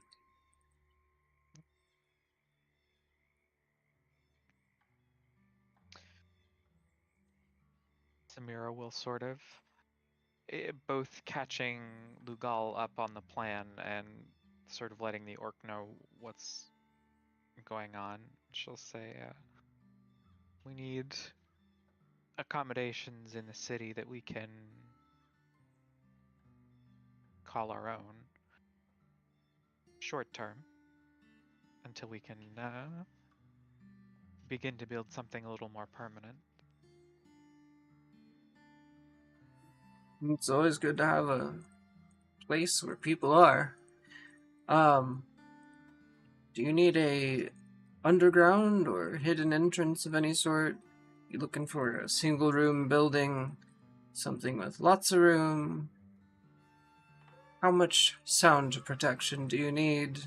All these things.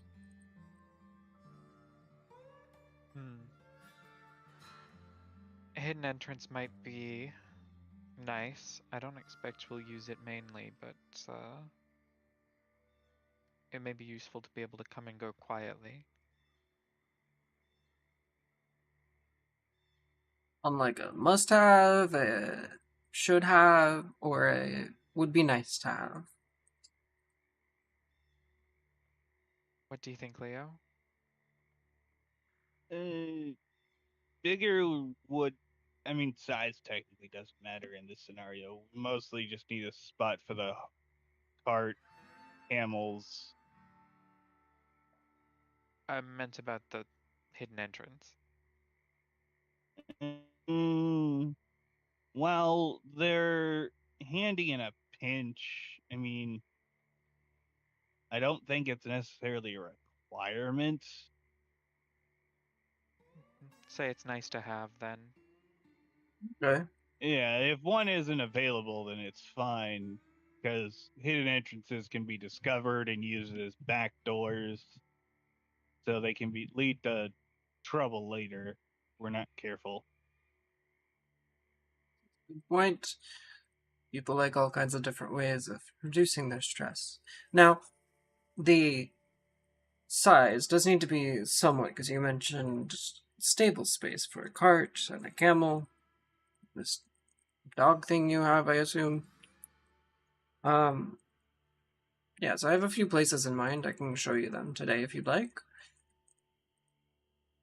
That sounds good. They are not owned by the by the starving, but they are owned by people we know, and they're looking to offload them. Very good.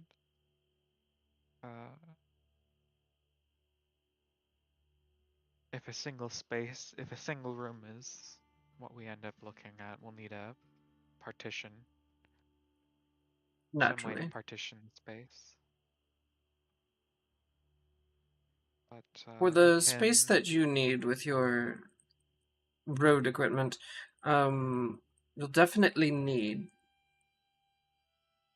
some one of the larger places, and they do tend to have rooms. Um, yes, I have some ideas.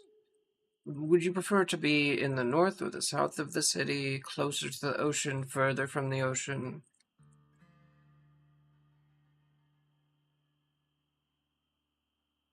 Mm, I personally like closer to the ocean, anyways. But then that Okay. also leads to another problem of who we're going to end up against if we're not careful. That's something we can worry about later. Close to the ocean is fine. Probably the north end of the city if possible, but we'll have to see what's available.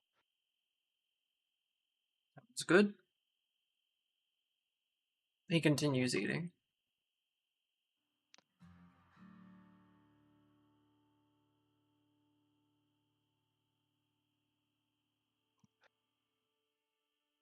Well, if you're ready today, we can go out and shop around a bit. I assume the prices of what I'm showing you are not going to be anything you can't afford at this stage of our working relationship. I think it should be manageable. He nods, gets up, puts on a coat that he had taken off when sitting down. Well, if you follow me, I recommend leaving your weird dog here. We can go take a look. Kinda just side eyes Lugal. Boogle's like, you know how pit bulls do their like eyebrow thing when they're looking around? Like you can really tell them eyebrows are moving. He's doing that right now. Except when pit bulls do it, it's cute. When he's doing it, it's not. Basically, it's like the most stone-faced pit bull ever. Like side-eyeing this man. Crasted, would you rather come along for house shopping or keep Lugal company? I better not go, being that it's daylight and you're shopping for what is essentially a safe house. I think I'm gonna stick around. I trust you do. Sounds reasonable.